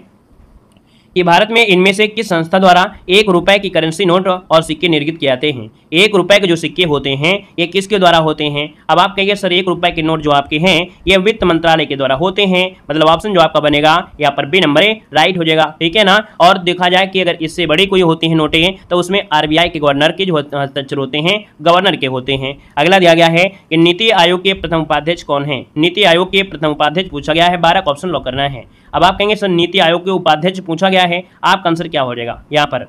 तो दोस्तों ये है आपके कौन है? तो आपके अरविंद पनगाड़िया है दोस्तों। उपाध्यक्ष की बात कर रहा है, ठीक है, उपाध्यक्ष बोल रहा है, ठीक है ना। वो भी आपसे कह रहा है प्रथम, क्या दे रहा है? प्रथम दे रहा है, ठीक है। वर्तमान में कौन है? तो उपाध्यक्ष है सुमन बेरी। कौन है? सुमन बेरी हैं। अगले क्वेश्चन कराते हैं। क्वेश्चन दिया गया है कि एक तोप का गोला दागा गया है, इस गोले की गति का एक उदाहरण क्या है? तो भाई तोप का गोला अगर यहाँ पर किया गया है तो कहीं ना कहीं तोप कैसे जाएगा? ऐसे जाएगा। ये प्रक्षेप का पथ परवलयाकार होता है, आपने पढ़ा भी होगा। तो कहीं ना कहीं देखा जाए तो 13 का जो ऑप्शन बनेगा वो बी नंबर हो जाएगा, प्रक्षेप गति है, याद रखिएगा। नेक्स्ट क्वेश्चन कराते हैं। क्वेश्चन दिया गया है कि स्तनधारियों में सबसे छोटी जो अस्थि होती है वो आपकी कौन होती है? स्तनधारियों में सबसे छोटी हड्डी क्या होती है? तो आप कहेंगे सर कान की हड्डी होती है। कहीं ना कहीं देखा जाए तो ऑप्शन डी हो जाएगा, स्टेपे हड्डी, जो कि आपके कान में पाई जाती है, याद रखिएगा, ठीक है ना। क्लियर है। और यह अस्थि मनुष्य और अन्य स्तनधारियों के कान में पाई जाती है। अगला क्वेश्चन देखो दिया गया है कि निम्नलिखित विटामिन को उनके सही वैज्ञानिक नामों के साथ आपको मिलान करना है। अब आप कहेंगे विटामिन ए का रासायनिक नाम क्या होता है? रेटिनॉल होता है। रेटिनॉल होता है तो आप कहेंगे सर सी लगा दीजिए। विटामिन ई आपका होता है टोकोफेरॉल, टोकोफेरॉल जो कि आपका बी हो जाएगा। विटामिन सी जो होता है एस्कर्बिक एसिड होता है, तो एस्कर्बिक एसिड आपका ए हो जाएगा। और यहाँ पर बचा है क्या? कैल्सीफेरॉल जो कि विटामिन डी हो जाएगा, यहाँ पर डी लगा दीजिए। कुल मिला के जो आपका आंसर बनेगा कहीं ना कहीं आंसर तो मैच करेगा ही करेगा, और शायद आपका पहला ही मैच कर भी रहा है, ए नंबर हो जाएगा। अगले क्वेश्चन को आते हैं। क्वेश्चन दिया गया है कि गन मेटल किस मिश्र धातु से निर्मित होता है। जो गन मेटल होता है किससे बना होता है, तो दोस्तों ये गन मेटल बना होता है कॉपर से, टिन से और जिंक से। इनको मिलाने से गन मेटल बनता है, याद रखिएगा। देखा जाए तो जिसमें से 88% कॉपर होता है, मतलब तांबा होता है, और 8 से 10% टिन हो जाता है, और 2 से 4% आपका जिंक हो जाता है। अगले क्वेश्चन कराते हैं। क्वेश्चन दिया गया है कि आतिशबाजी में हरे प्रकाश के उत्पादन के लिए क्या जिम्मेदार होता है। जब आतिशबाजी होती है, खुशियों में पटाखे वगैरह उड़ाते हैं, तो भैया हरा प्रकाश आता है, और ये जो हरा प्रकाश होता है बेरियम के कारण। क्या बेरियम, बेरियम कहां पर है, ये ऑप्शन आपका बी नंबर है, राइट हो जाएगा। वहीं पर लाल कलर आता है तो स्ट्रांसियम के कारण, ठीक है, लाल कलर होता है तो स्ट्रांसियम के कारण। अगला क्वेश्चन कराते हैं। क्वेश्चन दिया गया है कि भारतीय संविधान का अनुच्छेद जो 24 है वो कारखानों आदि में बच्चों के रोजगार को निषेध करते हैं। आप कहेंगे सर ये जो अधिकार है कैसा अधिकार है, तो ये दोस्तों आपके मूल अधिकार में दिया गया है, जो कि आर्टिकल नंबर 24 में कहा गया है कि जो 14 वर्ष से कम उम्र का बच्चा होगा उसे खतरनाक जोखिम कार्य में नहीं लगा सकते हैं। ऑप्शन ए बनेगा। अगले क्वेश्चन कराते हैं। कह रहा है भारतीय संविधान का अनुच्छेद जो आपका 43 का ए दिया है, उद्योगों के प्रबंधन में श्रमिकों की भागीदारी किससे संबंधित है। 19 नंबर है, याद रखिएगा कि संविधान का अनुच्छेद जो आपका 43 का ए है, और जब अनुच्छेद आपको दे दिया है तो ऑप्शन दिया भी गया है कि भैया राज्य के नीति निर्देशक तत्व के अंतर्गत आपका आता है 43, है ना, तो ऑप्शन बनेगा यहाँ पर सी नंबर है। अगले क्वेश्चन कराते हैं। क्वेश्चन दिया गया है कि भारतीय संविधान में कितने अनुच्छेद हैं। भारतीय संविधान में कितने अनुच्छेद हैं, ये आपसे पूछा गया है। अब आप बताइए क्या कहेंगे, तो आप कहेंगे सर 395 लगा दीजिएगा, कोई दिक्कत नहीं है, सीधा सीधा आंसर लगाइए, डी नंबर इसका राइट हो जाएगा। अगला क्वेश्चन दिया गया है कि लोक अदालतें किसके अधीन होती हैं। जितने भी आपकी लोक अदालत होती हैं, ये जो अधीन होती हैं, ये सभी किसके अधीन होती हैं, ये विधिक सेवा प्राधिकरण अधिनियम के तहत होती हैं।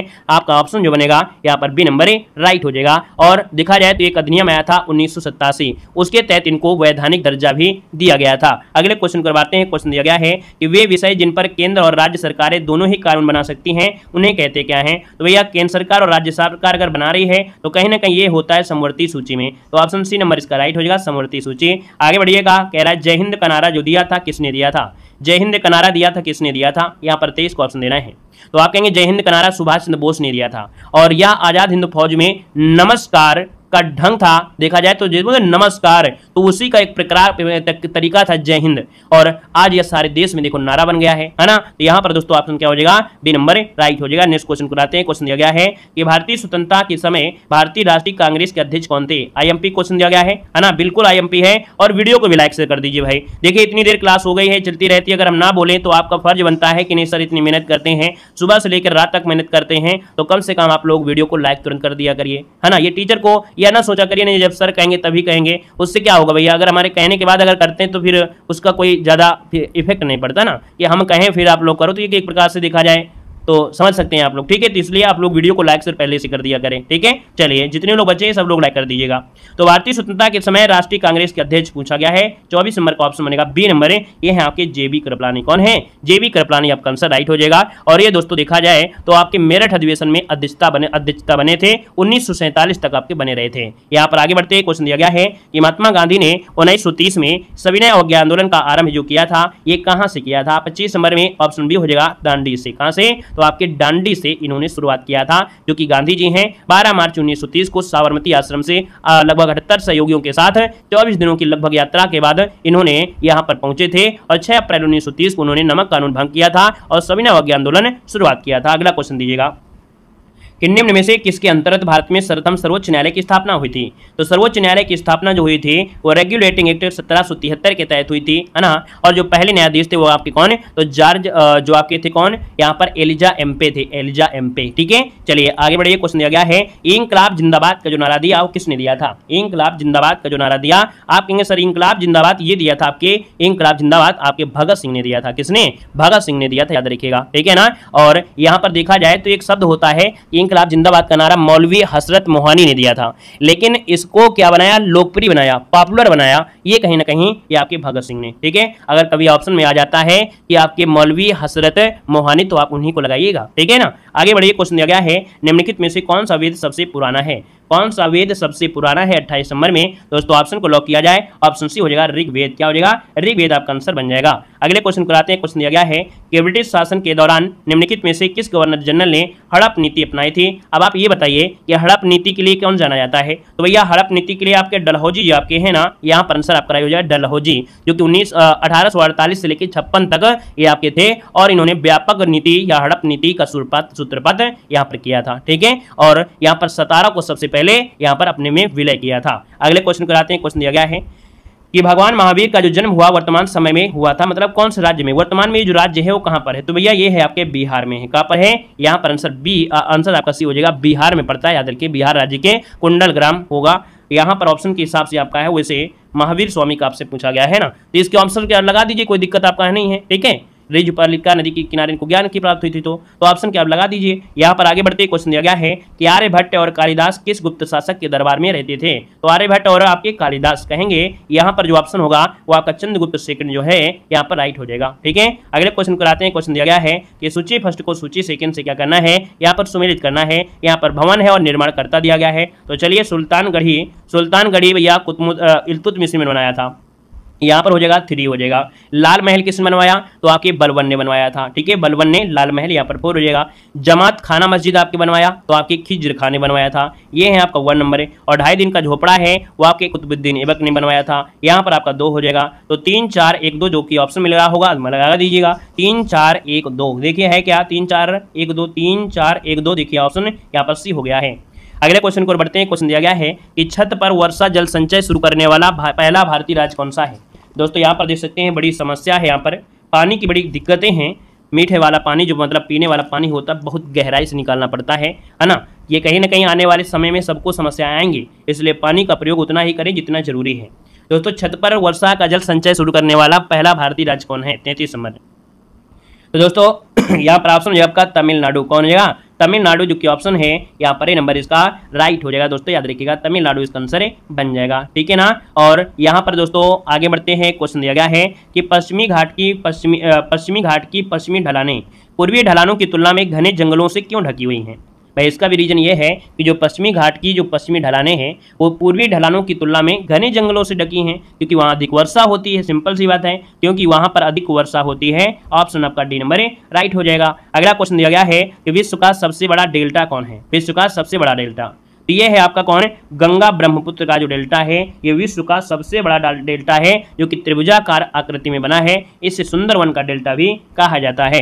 अगला दिया गया है निम्नलिखित में से किस दर्रे को जम्मू और कश्मीर अर्थात जम्मू और श्रीनगर को जोड़ने वाला गेटवे के रूप में जाना जाता है, जो जम्मू और श्रीनगर को जोड़ता है।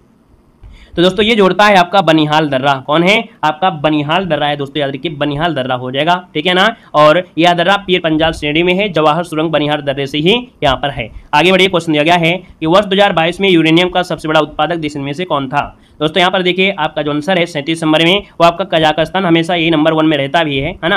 कजाकिस्तान, उसके बाद कनाडा, फिर नमीबिया, फिर ऑस्ट्रेलिया, फिर उज्बेकिस्तान आपका आता है, ठीक है। और इसके बाद आगे बढ़ते क्वेश्चन दिया गया है हैंड बुक ऑफ एग्रीकल्चर ये प्रकाशित होती है, हैंड बुक ऑफ एग्रीकल्चर प्रकाशित होती है, और ये प्रकाशित होती है। आपका आंसर क्या बनेगा, यहाँ पर ऑप्शन सी हो जाएगा, उत्तर प्रदेश कृषि अनुसंधान परिषद के द्वारा ये आपकी होती, याद रखिएगा, ठीक है ना। यहाँ पर है आपके अनुसंधान परिषद ICAR, भारतीय कृषि होना चाहिए, भाई गड़बड़ लग गया। Hand book of agriculture, hand book of agriculture आपका बनेगा कौन है, भारतीय कृषि अनुसंधान बनेगा भाई। यहाँ पर ऑप्शन बनेगा कौन सा, 38 नंबर में ऑप्शन आपका ए नंबर इसका राइट हो जाएगा। ए नंबर आपको लॉक करना है, ठीक है। सुधार यहाँ पर कर सकते हैं, 38 नंबर में अपना सुधार जरूर कर लीजिएगा, ठीक है। चलिए आगे बढ़िए। क्वेश्चन आपसे दिया गया है, कह रहा है निम्नलिखित में से मिलान कीजिएगा, मिलान करना है। चलिए मिलान कर लेते हैं। 39 नंबर में क्या सही हो सकता है, तो भैया आप कहेंगे सर यहाँ पर देखा जाए तो असम की राजधानी दिसपुर है, तो आप कहेंगे सर 3 लगाइएगा। उड़ीसा की राजधानी भुवनेश्वर है, तो आप 4 लगा देंगे। तेलंगाना की आपकी हैदराबाद है, तो आप 1 लगाएंगे। पश्चिम बंगाल तो आप कोलकाता है, तो आप यहाँ पर 2 लगाएंगे। तो 3 4 1 2 देखिए कोई ऑप्शन है, 3 4 1 2 3 4 1 2 3 4 1 2 देखिए ऑप्शन सी आ रहा है। अनिल और अनल का सही युग्म इनमें से क्या है। हमेशा से आपने पढ़ा है कि भैया अनिल और अनल होता क्या है। अब आप बताइए क्या आंसर हो सकता है। तो आप कहेंगे सर अनिल मतलब यहाँ पर हवा और अनल मतलब आग होता है। तो देखिए आपका आंसर कोई मिल रहा है क्या, यहाँ पर जो आंसर है वो आपका क्या हो जाएगा, हवा और आग, जो कि ऑप्शन बी नंबर राइट हो जाएगा। अगले क्वेश्चन को आते हैं। क्वेश्चन दिया गया है कि वाक्यांश का एक शब्द आपको बताना है, वाक्यांश का एक शब्द आपको बताना है कि जिसके मन में ममता नहीं है, जिसके हृदय में ममता नहीं है। तो जिसके हृदय में ममता नहीं है आपका आंसर क्या होगा, यहाँ पर निर्मम होता है, क्या निर्मम, इसका आंसर राइट हो जाएगा। दोस्तों याद रखिएगा, ठीक है ना। और जिसे दया ना हो उसे क्या कहते हैं, उसे निर्दयी कहते हैं। और जिसे भय ना हो उसे निर्भय कहते हैं। अगला क्वेश्चन यहाँ पर देखो दिया गया है, निम्नलिखित में से कौन सा अंधकार शब्द का पर्यायवाची शब्द आपका नहीं है। अंधकार शब्द का पर्यायवाची शब्द आपका नहीं है। 48 नंबर बताना है। अब देखिए 48 नंबर में यहाँ पर आपका तिमिर है, दुहांत दिया है, तमिश्र दिया है, लेकिन निलय नहीं होता है। ठीक है, निलय नहीं होता है साथियों, याद रखिएगा। ठीक है, निलय मतलब होता है घर या निकेतन कह सकते हैं। अगला है किस विकल्प में सही विलोम युग्म आपके नहीं है। किस विकल्प में सही विलोम युग्म आपके नहीं है 49 नंबर में। तो 49 में देखिए यहाँ पर दिया है कुस्मित का दिया है कंटित। ठीक है, फिर दिया है घन का तरल दिया है, विरल का मिलन होता है। यहाँ पर कीर्ति का दिया है उपकीर्ति दिया है। क्या दिया है? उपकीर्ति दिया है। उपकीर्ति होता है अपकीर्ति। कीर्ति का अप होता है, यहाँ पर अपकीर्त होना चाहिए, उप नहीं होना चाहिए, गलत आपका है। अगला है सावन हरे न भादो सूखे।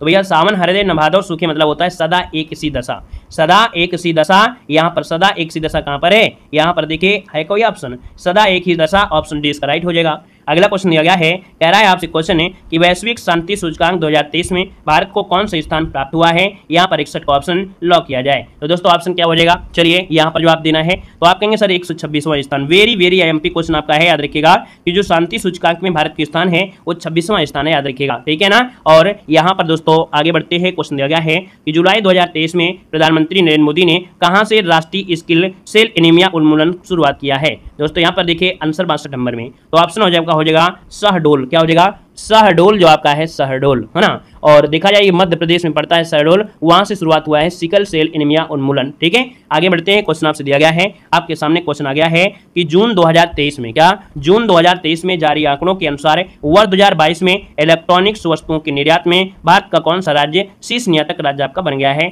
63 ऑप्शन में से क्या हो सकता है? तो दोस्तों यहाँ पर याद रखिएगा तमिलनाडु बन चुका है। कौन है? तमिलनाडु आपका बन गया है दोस्तों, याद रखिएगा। ठीक है ना। और यहाँ पर इसके पहले देखा जाए तो आपका उत्तर प्रदेश का नाम आता था। ठीक है, उत्तर प्रदेश में पहले नाम आता था उत्तर प्रदेश, फिर दूसरे में आपका कर्नाटक, फिर तीसरे में महाराष्ट्र आता था। ठीक है ना। तो यहाँ पर जो आंसर बनेगा 63 नंबर में वो आपका बी बनेगा। नेक्स्ट क्वेश्चन कराते हैं। क्वेश्चन दिया गया है कि भारत का पहला वैदिक थीम पार्क कहाँ पर स्थापित किया गया है। ये भारत का पहला वैदिक थीम पार्क है दोस्तों। यहाँ पर देखिए 64 नंबर में, तो 64 का ऑप्शन सी हो जाएगा, नोएडा में। यहाँ पर बनाया गया है, नोएडा में स्थापित किया गया है और इस पार्क का नाम दिया गया है वेद वन पार्क। वेद वन पार्क। अगला क्वेश्चन दिया गया है कि अगस्त 2023 में कर्नाटक सरकार द्वारा शुरू की गई गृह ज्योति योजना के तहत प्रत्येक आवासीय घरों को प्रतिमाह कितनी यूनिट बिजली मुफ्त में उपलब्ध कराई जा रही है।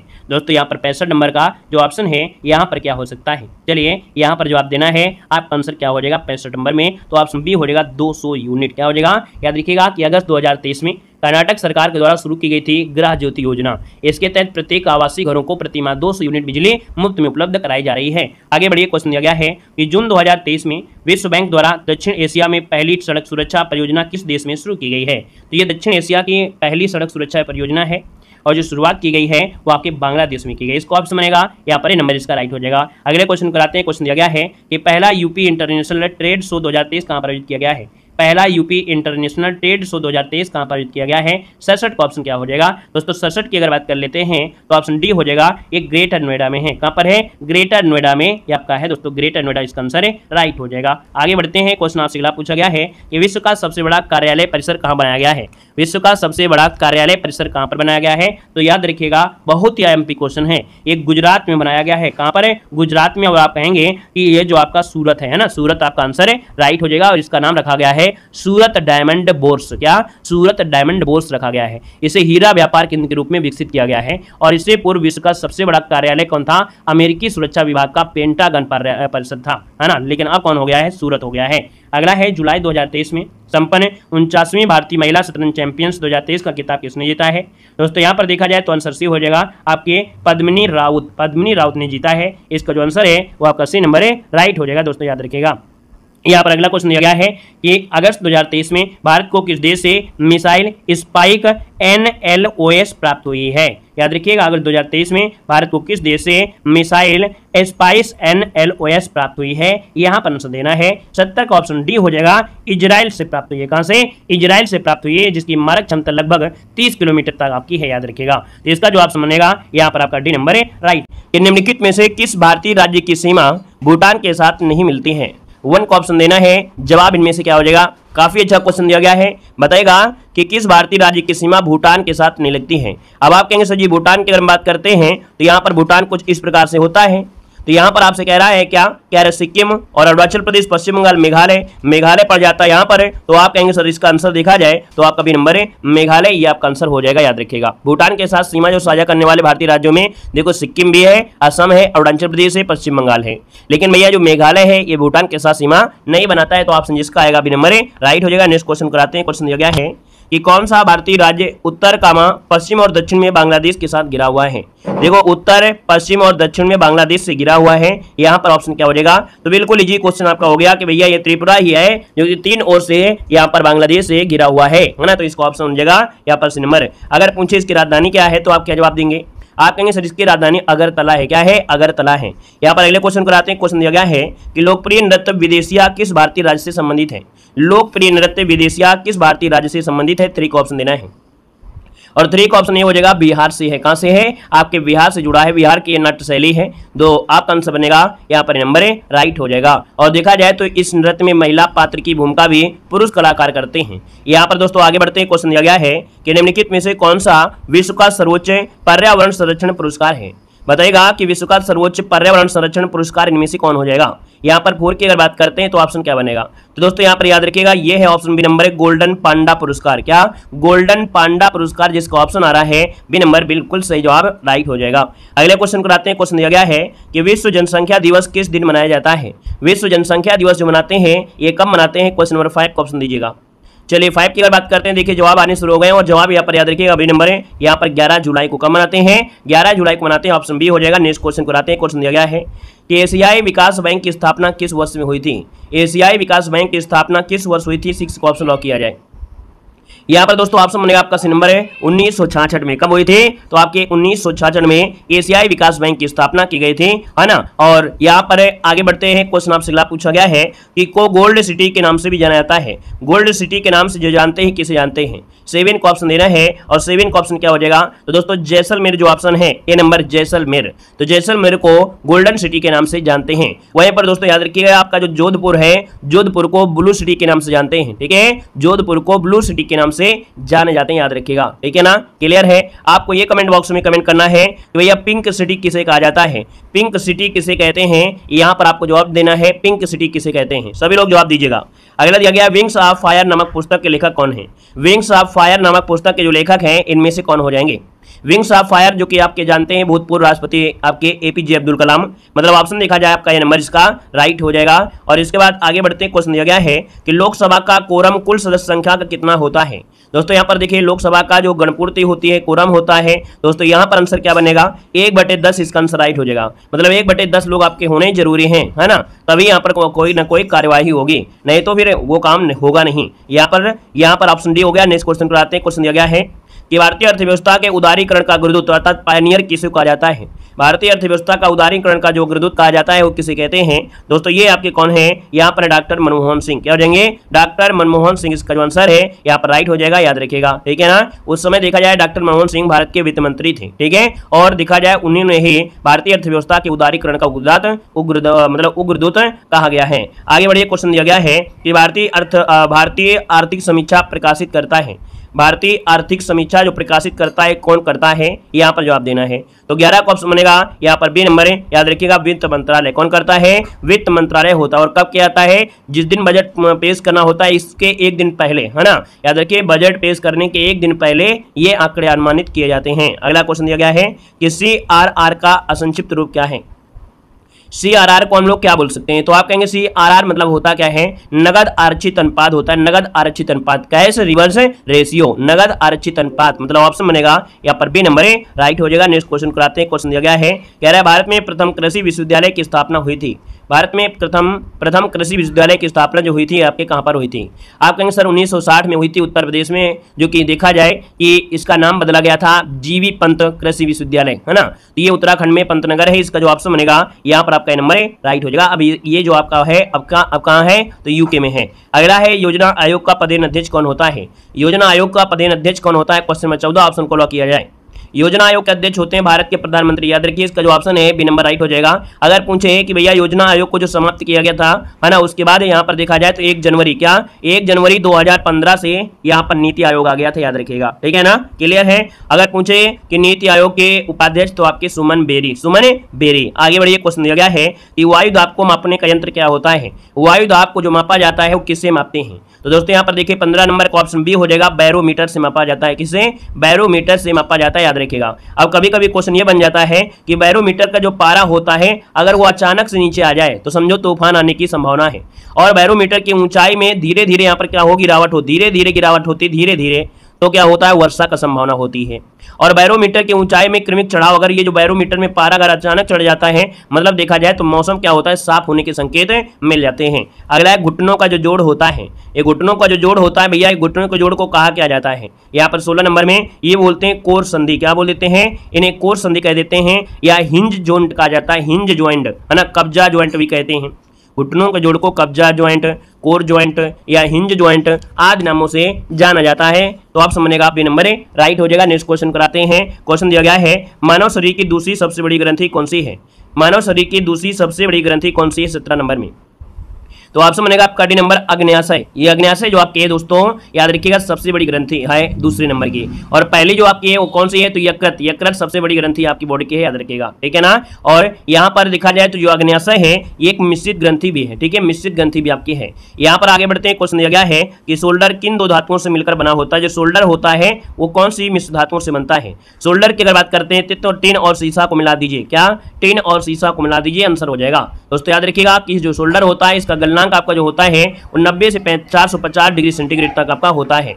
यहाँ पर आगे बढ़ते क्वेश्चन दिया गया है कि फार्मिक एसिड किसके द्वारा उत्पन्न होता है। फार्मिक एसिड किसके द्वारा उत्पन्न होता है, तो आप कहेंगे सर चींटियों से होता है ना। यहाँ पर क्या ऑप्शन है क्या, तो आप कहेंगे जी हाँ ऑप्शन है। कहाँ पर है, ऑप्शन सी नंबर राइट हो जाएगा। लाल चींटी इसका आंसर बन जाएगा। बिच्छू जो होते हैं ना, बिच्छू में भी होता है, मधुमक्खियां भी होता है, बर्रा होता है ना, जो एक पीली पीली मधुमक्खी होती है। यहाँ पर विशेष करके देखा जाए लाल जो चींटियां होती हैं उनमें ज्यादा मिलती है इनमें से। तो इसका जो आंसर आपका है सी नंबर राइट हो जाएगा। और इसके बाद यहाँ पर देखा जो जलन होती है कहीं ना कहीं उसी की वजह से होती है। अगला है भारत के संविधान का कौन सा अनुच्छेद मौलिक अधिकारों के प्रवर्तन के लिए संवैधानिक उपचार करता है। तो मौलिक अधिकारों के प्रवर्तन के लिए यहाँ पर जो आर्टिकल नंबर 32 है, याद रखिएगा आर्टिकल नंबर 32 है, ये आपके मौलिक अधिकारों की रक्षा करता है ना। जो कि आप लोग 32 के तहत आप सुप्रीम कोर्ट जा सकते हैं, अपने मौलिक अधिकार के लिए, हक के लिए लड़ाई लड़ सकते हैं। अगला निम्नलिखित में से किस अनुच्छेद में यह उल्लिखित किया गया है कि नीति निर्देशक सिद्धांत न्यायालय द्वारा परिवर्तनीय नहीं है। न्यायालय द्वारा परिवर्तनीय नहीं है, यह आपसे कह रहा है। तो भैया यहाँ पर आपका जो आंसर है वो आपका जवाब सी हो जाएगा 37, ठीक है, 37 आपका है। ऑप्शन बनेगा आपका सी नंबर राइट हो जाएगा। अगले क्वेश्चन को आते हैं। क्वेश्चन दिया गया है कि भारत के संविधान में निम्नलिखित में से कौन सा अनुच्छेद समान नागरिक संहिता से जुड़ा हुआ है। समान नागरिक संहिता से इनमें से कौन सा पॉइंट है। भाग 4 में देखा जाए तो 36 से 51 तक आपके राज्य के नीति निर्देशक में आते हैं। और इनमें से दोस्तों देखा जाए तो आप कहेंगे सर 22 नंबर का ऑप्शन डी वाला जो दिया गया है अनुच्छेद 44 ये आपका है नागरिकों के लिए समान नागरिक संहिता, ठीक है ना। और इसके बाद आगे बढ़ते हैं कि क्षेत्रीय परिषदों का जो सृजन हुआ था, क्षेत्रीय परिषदों का जो सृजन हुआ था वो किसके द्वारा किया गया था। तो दोस्तों याद रखिएगा क्षेत्रीय परिषद का सृजन संसदीय कानून द्वारा हुआ। ऑप्शन बी नंबर राइट हो जाएगा। और अगले क्वेश्चन कराते हैं। क्वेश्चन दिया गया है कि उच्चतम न्यायालय के पहले न्यायाधीश का नाम बताइएगा जिनके खिलाफ स्वतंत्र भारत में संसद में महाभियोग का प्रस्ताव पेश किया गया था। दोस्तों 24 नंबर अच्छा क्वेश्चन है, जवाब देना है। यहाँ पर क्या हो जाएंगे बताना है। पहले न्यायाधीश की बात कह रहा है और उच्चतम न्यायालय के पहले न्यायाधीश थे, इनका नाम दोस्तों याद रखिए, इसको ऑप्शन आपका नंबर, इनका नाम है जस्टिस वी रामास्वामी, ठीक है, वी रामास्वामी, जिनके खिलाफ स्वतंत्र भारत में संसद में महाभियोग का प्रस्ताव पेश किया गया था। यहाँ पर दोस्तों आगे बढ़ते हैं। क्वेश्चन दिया गया है कि भारत छोड़ो आंदोलन जो प्रारंभ हुआ था ये कब प्रारंभ हुआ था। भारत छोड़ो आंदोलन कब प्रारंभ हुआ था 25 नंबर में। तो भाई आप कहेंगे 25 नंबर की अगर बात कर लेते हैं तो आप कंसर्न में से क्या हो सकता है। बेटर क्वेश्चन, बेटर आंसर आपका कौन हो जाएगा। यहाँ पर 9 अगस्त या आप लोग 8 अगस्त जानते हैं। तो यहाँ पर कहीं ना कहीं देखा जाए तो ऐतिहासिक जो आपका है गोलियारा टैंक जो आपका आयोजित हुई थी और इसी में देखा जाए तो कुछ यहाँ पर 8 अगस्त 1942 को स्वीकार किया गया और इसके बाद देखा जाए 9 अगस्त 1942 को भारत छोड़ो आंदोलन शुरू हुआ था। मतलब धीरे धीरे प्रक्रियाएं आपकी हैं, रात दिन के हिसाब से बोल दिया है, वैसे आपको 8 ज्यादा मिल जाता है। यहाँ पर 9 दिया है, उसमें आपका नंबर राइट हो जाएगा। और यहाँ पर देखा जाए जब आंदोलन शुरू हुआ तो एक ऑपरेशन चालू किया गया था, ऑपरेशन 0 आवर। ये अंग्रेजों ने शुरू किया था, जैसे गांधी जी हैं या जो नेता लोग थे उनको गिरफ्तार किया गया था। अब पूछा जाता है कि गांधी जी को गिरफ्तार करके कहाँ ले गए थे, तो गिरफ्तार करके और सरोजिनी नायडू को पूना के आगा खा पैलेस में रखा था, है ना। तो यहाँ पर जो आपका आंसर है वो आपका ये हो जाएगा। नेक्स्ट क्वेश्चन कराते हैं। क्वेश्चन दिया गया है कि 1903 में दक्षिण अफ्रीका में महात्मा गांधी ने किस अखबार की स्थापना की थी। अखबार की बात किया है तो आपका जवाब देखिए क्या हो सकता है। ये आपका इंडियन ओपिनियन है। यहाँ पर आपका जवाब हो जाएगा डी नंबर है। इंडियन ओपिनियन नामक ये अखबार निकाला था दोस्तों, याद रखिए। ये गुजराती, हिंदी, तमिल, अंग्रेजी में प्रकाशित होता था, ठीक है ना। एक पॉइंट होता है भैया 1904 में इन्होंने क्या किया था, तो 1904 में उन्होंने डरबन में फिनिक्स आश्रम की स्थापना किया था। अगला क्वेश्चन बिल्कुल लाजवाब दिया गया है। ये सबसे पहले कौन सी घटना घटित हुई थी। अब आप कहेंगे दांडी मार्च आपका 12 मार्च 1930 को शुरुआत हुई थी, है ना। 12 मार्च 1930 को शुरुआत हुई। भारत छोड़ो आंदोलन 1942 में हुआ था, ठीक है, 1942 में हुआ था। साइमन कमीशन देखा जाए 1928 हो जाएगा, 1928 हो जाएगा। यहाँ पर आपका गांधी रिविन समझौता 1931 में हुआ था, 1931 में। आप ही बताइए कौन सा क्रम सही कर दिया जाए। यहाँ पर जो आपका क्रम हो सकता है सबसे पहले घटना कौन सी हो जाएगी। यहाँ पर देखिए ऑप्शन होगा आपका साइमन कमीशन, आपका आंसर राइट हो जाएगा। यहाँ पर आगे बढ़ते हैं। क्वेश्चन दिया गया है कि निम्नांकित में से या निम्नलिखित में से किस एक्ट के द्वारा भारत के गवर्नर जनरल को अध्यादेश जारी करने की शक्ति प्रदान की गई है।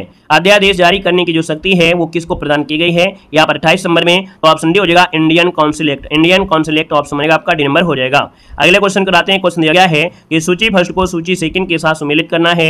यहाँ पर 29 ऑप्शन देना है। यहाँ पर जवाब क्या हो जाएगा दोस्तों। यहाँ पर देखो कह रहा है सूची फर्स्ट को सूची सेकंड से, तो ये बताइए हावड़ा संयंत्र केस शायद आपने नहीं पढ़ा होगा अभी तक, आज पढ़ लीजिए, कोई दिक्कत आपका नहीं होगा। ये बताइएगा कि हावड़ा संयंत्र केस जो आपका है ना, ये आपके जतीन्द्र नाथ मुखर्जी के द्वारा, जतीन्द्र नाथ मुखर्जी मतलब यहाँ पर थर्ड हो जाएगा।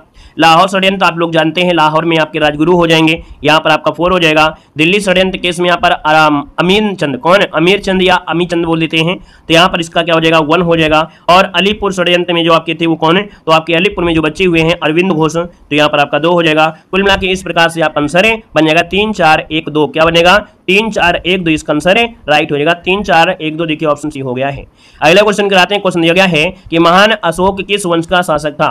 महान अशोक किस वंश का शासक था 30 नंबर में, तो दोस्तों 30 का ऑप्शन सी हो जाएगा मौर्य वंश का था। क्या मौर्य वंश इसका ऑप्शन है, यहाँ पर आपका सी नंबर है राइट हो जाएगा दोस्तों, याद रखिएगा, ठीक है ना। और यहाँ पर देखा जाए अशोक थोड़ा प्रसिद्ध हुआ था कहीं ना कहीं कि बौद्ध धर्म का प्रचार इसने किया था। यहाँ पर आगे बढ़ते क्वेश्चन दिया गया है कि एक मात्र वायसराय कौन था जिनकी मृत्यु भारत में हुई थी। दोस्तों ये आपका है कौन, ये है आपका कौन आंसर देना है, ये है लॉर्ड मेयो, ठीक है। लॉर्ड मेयो की हत्या अंडमान निकोबार द्वीप समूह में जब भ्रमण कर रहे थे तो उस समय एक अपराधी था जिसने कह सकते हैं इसकी हत्या कर दिया था, ठीक है। और देखा जाए तो लॉर्ड मेयो के समय में ही 1872 में जनगणना प्रारंभ हो गई थी, है ना। यहाँ पर आंसर आपका डी बनेगा। अगले क्वेश्चन कराते हैं। क्वेश्चन दिया गया है कि गौतम बुद्ध को ज्ञान की जो प्राप्ति हुई थी कहाँ पर हुई थी। गौतम बुद्ध को जो ज्ञान की प्राप्ति हुई या आपके कहाँ हुई थी 32 देना है। तो आप कहेंगे 6 वर्षों की कठिन साधना के बाद 35 वर्षों में यहाँ पर देखा जाए 32 नंबर में, तो ऑप्शन क्या हो जाएगा बी नंबर बोध गया, इसका आंसर राइट हो जाएगा, ठीक है ना। और रात्रि को हुई थी भैया, पीपल के वृक्ष के नीचे हुआ था। यहाँ पर उसी के बाद यहाँ पर ज्ञान प्राप्ति के बाद ये बुद्ध कहलाए गए थे। आगे बढ़िए। क्वेश्चन दिया गया है कि सूची फर्स्ट को सूची सेकंड से क्या करना है, यहाँ पर सम्मिलित करना है। यहाँ पर सम्राट उनमें मकबरा पूछा गया है, तो आप कहेंगे सर बाबर का मकबरा तो काबुल में है, कहाँ पर है, काबुल में है। काबुल कहाँ पर दिया है, 3rd नंबर में आपको दिया गया है।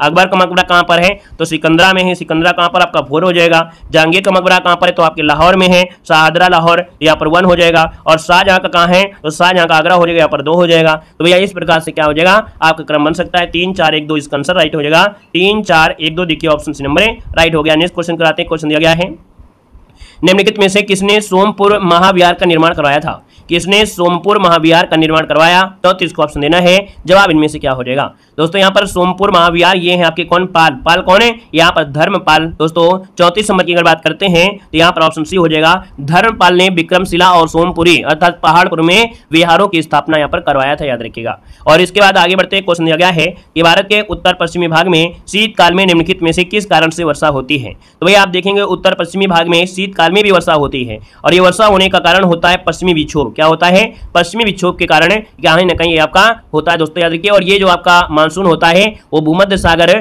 ना, अटलांटिक महासागर से होते हुए ये आपका कह सकते हैं भारत में आता है। यहाँ पर आगे बढ़ते हैं। क्वेश्चन दिया गया है कि निम्नलिखित में से कौन सा भारत और विश्व का एकमात्र तैरता हुआ राष्ट्रीय उद्यान है। बताइएगा कि भारत का कौन सा विश्व का एकमात्र तैरता हुआ राष्ट्रीय उद्यान है। यहाँ पर 36 को ऑप्शन देना है। आपका जवाब इनमें से क्या हो जाएगा।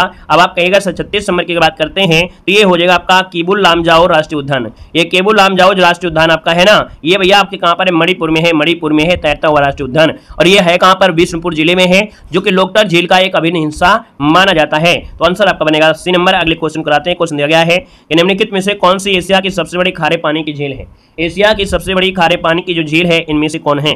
दोस्तों ये झील आपकी है चिल्का झील है। कौन है? चिल्का झील इसका आंसर राइट हो जाएगा, याद रखिएगा, ठीक है ना। और यहाँ पर एशिया की सबसे बड़ी खारे पानी की झील, इनमें से जो ऑप्शन दिया है भाई, है ना, याद रखिए। वैसे आपके तिब्बत में आपकी है एक झील, ठीक है, तिब्बत में एक झील आपकी है, वो आपकी है, लेकिन ऑप्शन में यहाँ पर दिया नहीं गया है। प्योंगयांग करके एक झील है जो कि आपके खारे पानी की है, लेकिन ऑप्शन में आपका दिया नहीं गया है, तो हम इन ऑप्शन के अनुसार यहाँ पर राइट कर सकते हैं, याद रखिएगा, ठीक है ना। चलिए यहाँ पर आगे बढ़ते हैं। क्वेश्चन आपसे दिया गया है कि विश्व का सबसे ऊंचा पठार इनमें से कौन सा है? विश्व का सबसे ऊंचा जो पठार है इनमें से कौन सा है? यहाँ पर देखिएगा तिब्बत का, मेघालय, दक्कन, तो आप कहेंगे सर यहाँ पर जो ऑप्शन बनेगा वो आपका जवाब हो जाएगा तिब्बत का, है ना। क्या हो जाएगा? तिब्बत का पठार आपका सबसे ऊंचा पठार आपका है, याद रखिएगा। और आगे बढ़ते हैं। क्वेश्चन दिया गया है किस देश में कोयले का सर्वोच्च भंडार आपको मिलेंगे? यहाँ पर 39 नंबर में, तो आपका जवाब क्या हो जाएगा?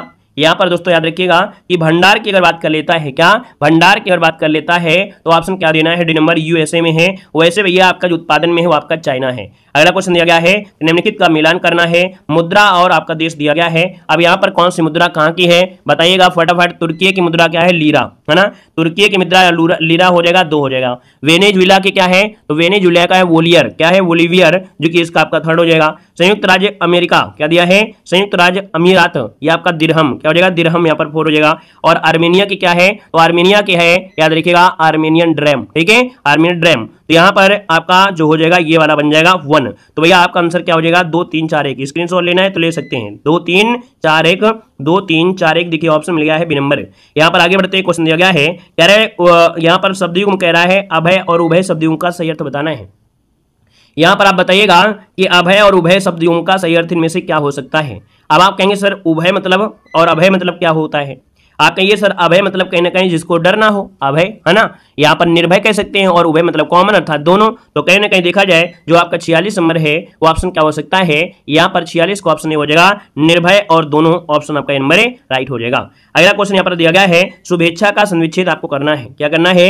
शुभेच्छा का संविच्छेद करना है। और शुभेच्छा कहेंगे तो शुभ धन इच्छा, है ना, शुभ धन इच्छा, और एक की मात्रा है, तो आप कहेंगे सर ये गुण संधि में है, तो आपका आंसर यहाँ पर 47 नंबर में आपका बी नंबर इसका राइट हो जाएगा। अगला दिया गया है कि निम्नलिखित में से कौन सा समुद्र का पर्यायवाची नहीं है? समुद्र का पर्यायवाची नहीं है यहाँ पर, तो यह समुद्र का होता है पारावार होता है, अर्णव होता है, पयोधि होता है, लेकिन अम्बुद तो नहीं होता है, क्योंकि दा मतलब होता है बादल, है ना, तो अम्बुद मतलब होता है बादल होता है। अगला क्वेश्चन दिया गया है किस विकल्प में सही विलोम युग्म आपका दिया गया है? 49 नंबर में। यहाँ पर देखिए 49 नंबर की अगर बात करते हैं, सही पूछ लिया गया 49 नंबर में। पहला पॉइंट है करुण का निष्ठुर होता है, पहला ही आपका बिल्कुल राइट हो गया है, पहला ही बिल्कुल आपका राइट आंसर है। यहाँ पर आस्तिक का नास्तिक, है ना, आस्तिक का नास्तिक होता है, ये देखो गलत दिया गया है।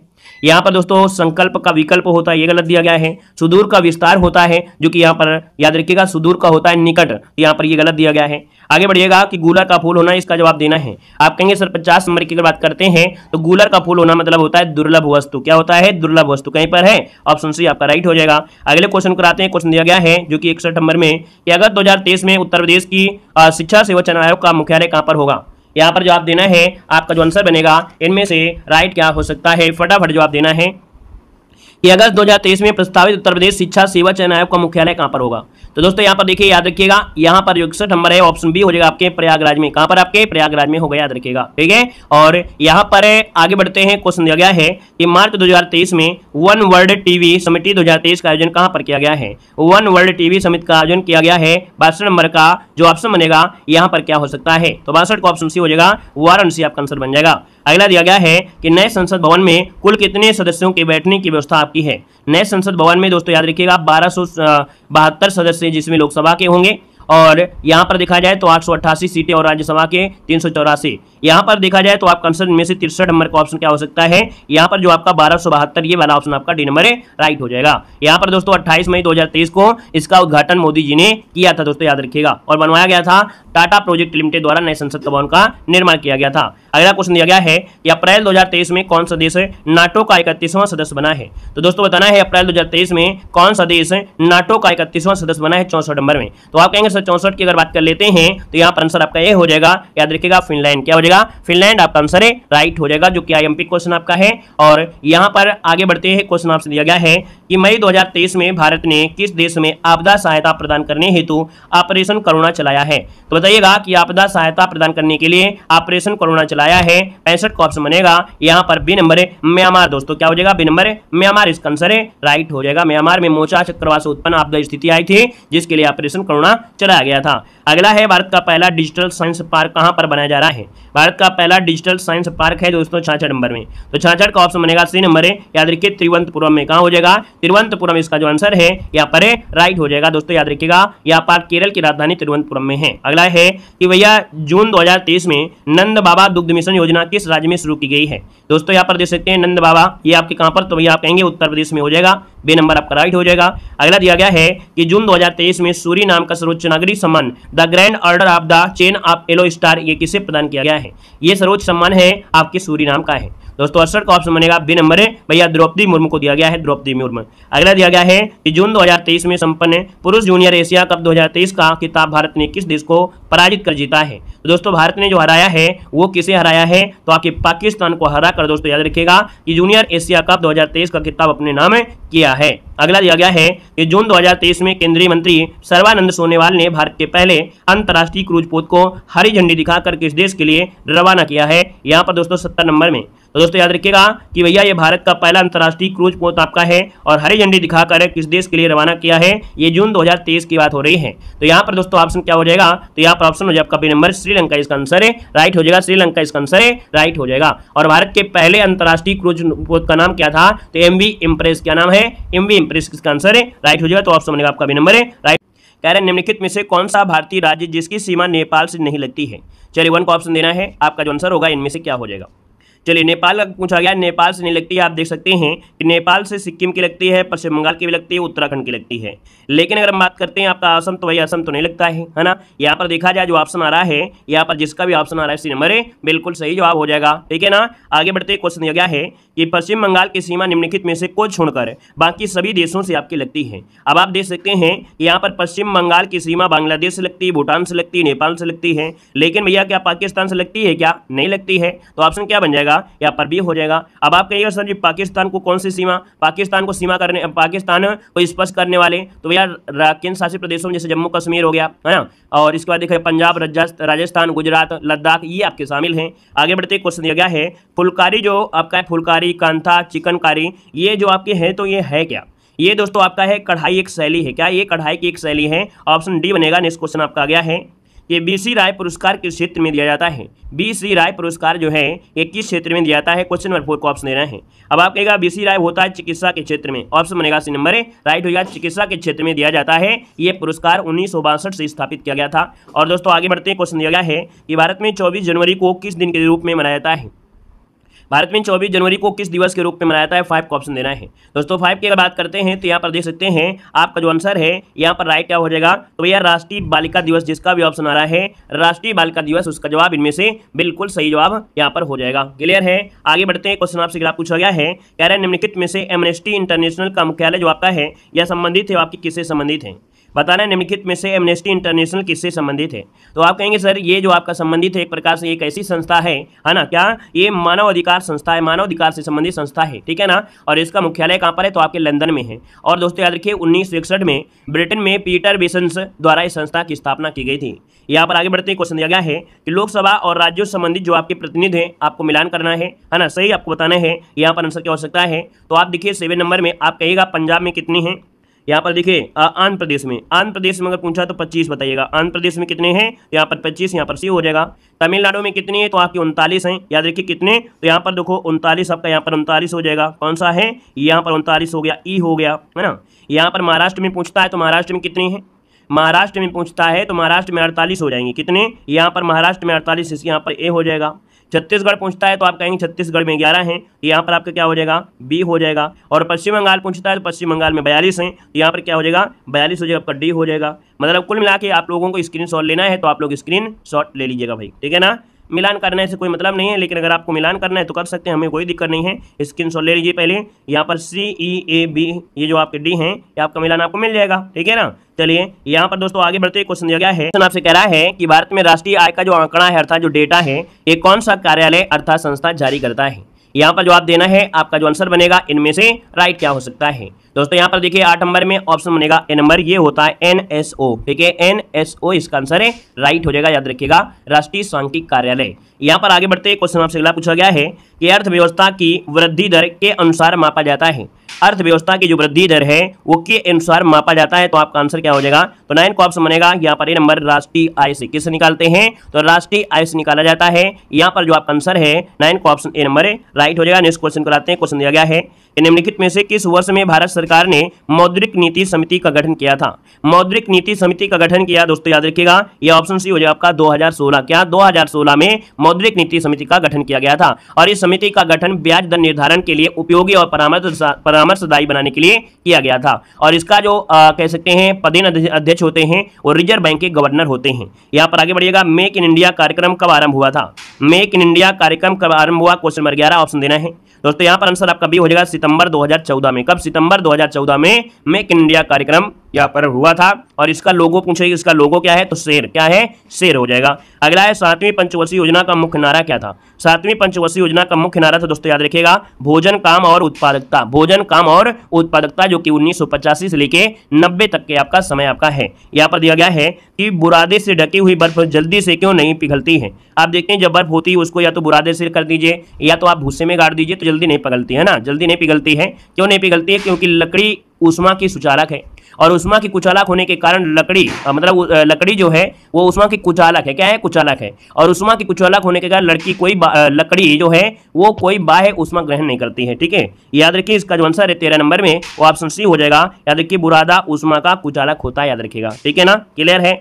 लड़की और लकड़ी गड़बड़ा जाता है। अगला क्वेश्चन दिया गया है, हृदय के संकुचन को क्या कहते हैं?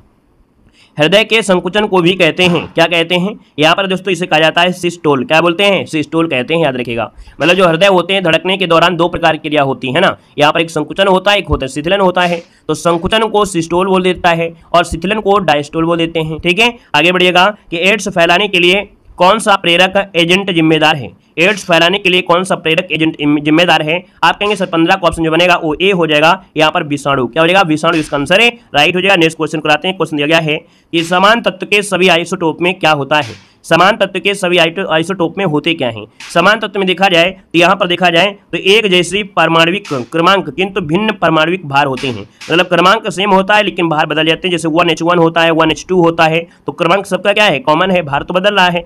यहाँ पर आगे बढ़ते हैं। क्वेश्चन दिया गया है, निम्न में से कौन सा विकल्प पदार्थ और उस पदार्थ में मौजूद अम्ल के बारे में सम्मिलित नहीं है? 17 नंबर में ऑप्शन क्या होगा? तो दोस्तों यहाँ पर कह रहा है कि उस पदार्थ में मौजूद अम्ल के बारे में सम्मिलित नहीं है। अब आप कहेंगे नींबू में लैक्टिक अम्ल दिया गया है, ये बताइए क्या नींबू में लैक्टिक अम्ल होता है? क्या नींबू में लैक्टिक अम्ल होता है? क्या बताइएगा, यहाँ पर बताना है। नींबू में क्या होता है? नींबू में खट्टापन होता है, उसमें होता है साइट्रिक अम्ल। क्या होता है? साइट्रिक अम्ल। तो भैया ये गलत दिया गया है। संतरा में साइट्रिक है, सिरका में एसिटिक है और टमाटर में ऑक्जेलिक है। ठीक है ना, तो गड़बड़ी आपकी ये नंबर हो गई। आगे बढ़ते हैं। क्वेश्चन दिया गया है कि वर्तमान में भारतीय संविधान के भाग यहाँ पर देख सकते हैं 4K में, जो कि अनुच्छेद का 51A है, कितने मौलिक कर्तव्यों के निर्धारित किए गए हैं? वर्तमान दिया गया, इसका मतलब आप ये कह सकते हैं वर्तमान में कितने हैं, तो आप कहेंगे सर 11 मौलिक कर्तव्य आपके हैं। जब प्रारंभ में इसको ऐड किया गया था, है ना, तब भैया जो 86 नंबर का संशोधन हुआ था 2002 में, तब आपके 10 मौलिक कर्तव्य थे, लेकिन बाद में क्या हो गया? बढ़ के 11 हो गए। अगला दिया गया है कि भारतीय संविधान का कौन सा अनुच्छेद लोगों के कल्याण को बढ़ावा देने के लिए राज्य को एक सामाजिक व्यवस्था बनाने का निर्देश देता है? दोस्तों यहाँ पर देखिए सामाजिक दिया गया है, कहीं ना कहीं ऑप्शन हो जाएगा यहाँ पर डी नंबर, अनुच्छेद 39 है। ये लोगों के कल्याण को है ना बढ़ावा देने के लिए, एक सामाजिक व्यवस्था बनाए रखने के लिए अनुच्छेद 38 जिम्मेदार है। अगला है राष्ट्रपति अपना इस्तीफा कैसे देगा? तो राष्ट्रपति जो देता है किसको देता है? उपराष्ट्रपति को देता है, तो ऑप्शन ए नंबर राइट हो जाएगा। अगला देखो दिया गया है कि केंद्र एवं राज्य के बीच वित्तीय विवादों के निपटारा जो आपका है ये कौन सी एजेंसी करती है? तो भैया एजेंसी होती पढ़ते हैं। क्वेश्चन दिया गया है, क्वेश्चन नंबर आपका अगला पॉइंट आपसे आ गया है, कह रहा है भारत में स्थापित पहला उच्च न्यायालय कौन सा था? चलिए बताइएगा, भारत में स्थापित पहला उच्च न्यायालय इनमें से कौन था? यहाँ पर आंसर क्या हो जाएगा? 22 नंबर में। अब आप कहिएगा सर भारत में, तो भारत में भैया कलकत्ता ही होगा, और क्या होगा? यहाँ पर ऑप्शन डी हो जाएगा, कलकत्ता उच्च न्यायालय इसका आंसर है, राइट हो जाएगा। यहाँ पर आगे बढ़ते हैं। क्वेश्चन आपसे दिया गया है कि आजाद हिंद फौज का प्रथम सेनापति कौन था? आजाद हिंद फौज का प्रथम सेनापति जो था 23 नंबर में कौन हो जाएगा? दोस्तों 23 नंबर का ऑप्शन बने आपका ए नंबर है, कैप्टन मोहन सिंह, जो कि ऑप्शन बनेगा यहाँ पर ए नंबर है, राइट हो जाएगा। ये आजाद हिंद फौज के प्रथम सेनापति थे। अगला है, निम्नलिखित में से किसे गांधी जी द्वारा गांधी जी अपना राजनीतिक गुरु मानते थे? निम्नलिखित में से किसे गांधी जी अपना राजनीतिक गुरु मानते थे? 24 नंबर में। दोस्तों 24 को ऑप्शन देखिए डी हो जाएगा, गोपाल कृष्ण गोखले, ऑप्शन डी बनेगा। नेक्स्ट क्वेश्चन आइएगा। क्वेश्चन दिया गया है कि भारतीय स्वतंत्रता संग्राम से संबंधित निम्नलिखित घटनाओं पर विचार करना है। यहाँ पर आपकी घटना देखा जाए, जैसे कि यहाँ पर घटना देखा जाए तो 1931 में 5 मार्च 1931 गांधी दिन हुआ था। कब? 5 मार्च 1931 को हुआ था, 5 मार्च 1931। वहीं पर 23 मार्च 1931 को भगत सिंह को फांसी दी गई थी, है ना। यहाँ पर दोस्तों 1931 में ये भी था, लेकिन भैया ये क्या था, 23 मार्च को, तो 23 मार्च, ये 5 मार्च है, 5 मार्च 1931 है।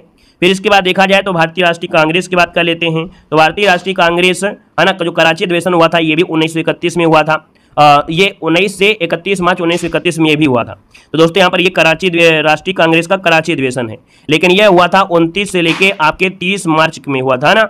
तो ये आपका 1931 में। पूना समझौता हुआ था, ये आपके 1932 में हुआ था, 1932 में। क्रम आपको लगाना है तो आप लोग क्रम लगा दीजिए, क्या दिक्कत है, कोई दिक्कत इसमें होगा नहीं। आप 5 मार्च ये है और 23 मार्च ये है, इसके बाद ये है, इसके बाद ये है, ठीक है। चलिए यहाँ पर आगे बढ़िए। क्वेश्चन दिया गया है कि निम्नलिखित को मॉन्टेग्यू चेम्सफोर्ड सुधार के नाम से भी जाना जाता है।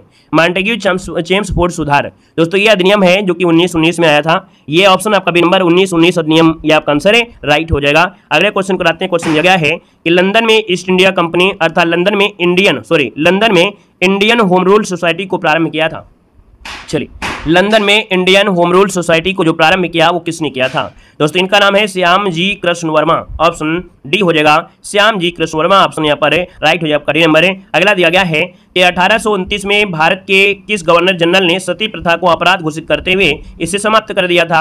भैया जो सती प्रथा ये अपराध है ना, इसको समाप्त किया वो किसने किया था? यहाँ पर जवाब देना है 28 ऑप्शन में से राइट क्या हो सकता है, यहाँ पर जवाब देना है। चलिए भाई 28 को ऑप्शन दीजिएगा, जितने लोग यहाँ पर जुड़े हैं, आंसर क्या इसमें से हो सकता है।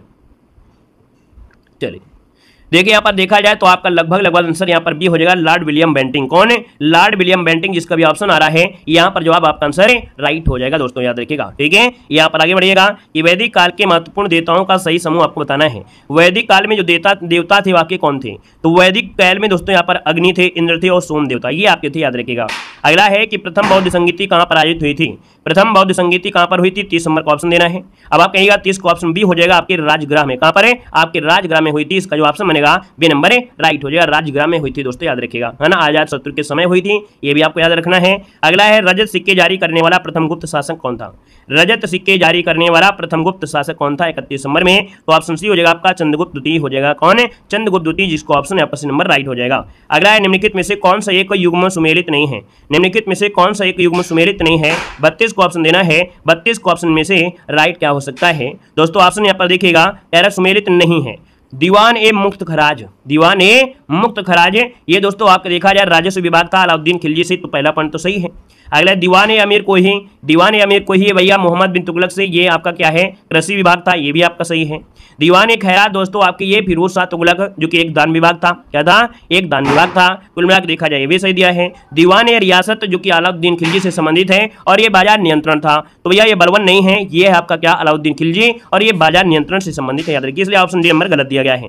अगला दिया गया है कि पृथ्वी के मौसम में सभी परिवर्तन जो होते हैं वो के कारण होते हैं 33 नंबर में।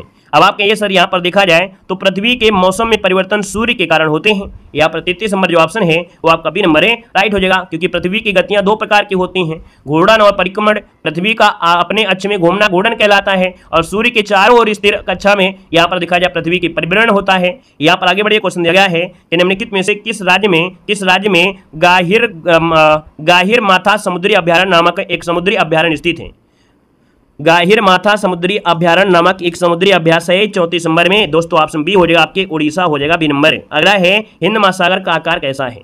दोस्तों याद रखिएगा हिंद महासागर का आकार है ये लगभग देखा जाए त्रिभुजाकार है। कैसा है? त्रिभुजाकार है, याद रखिएगा, ठीक है ना। यहाँ पर वैसे अगर देखा जाए यम आकार होता तो ज्यादा हो जाता, क्योंकि ऐसे हैं, और कुल मिला के इस प्रकार से कह सकते हैं, है ना, डब्ल्यू या शायद एम प्रकार से लगभग यहाँ पर कह सकते हैं, ऑप्शन सी नंबर है। अगला दिया, क्योंकि यहाँ पर देखो लगभग दे दिया है ना, लगभग आपका है, वैसे दिया नहीं है लेकिन होता ऐसा ही है।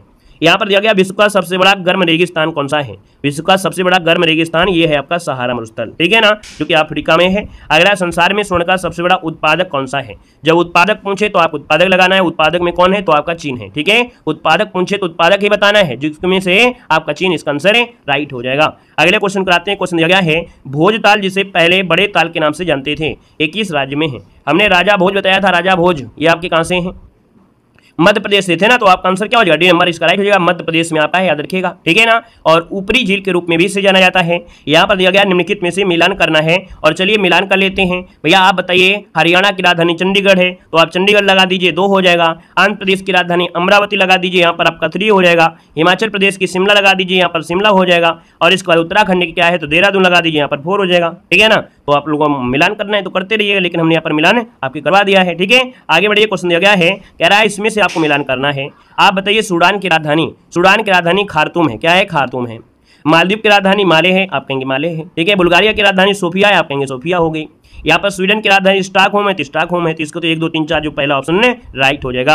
अगले क्वेश्चन कराते हैं। क्वेश्चन देखो दिया गया है, कह रहा आपसे कि व्याकरण की दृष्टि से क्या दिया है, व्याकरण की दृष्टि से कौन सा वाक्य शुद्ध दिया गया है। यहाँ पर 46 नंबर ऑप्शन को लॉक करना है। यहाँ पर आपका शुद्ध पूछा है। तूने, तो तूने शब्द होगा नहीं, अनेकों शब्द कभी लगता नहीं है, शीला प्रतिदिन स्कूल जाती है। दोस्तों यहाँ पर देखा जाए सी नंबर आपका राइट हो जाएगा। उसके प्राण पखेरु उड़ गए, उसके प्राण पखेरु शब्द दिया है, देखो ऑप्शन सी नंबर आपका राइट हो जाएगा।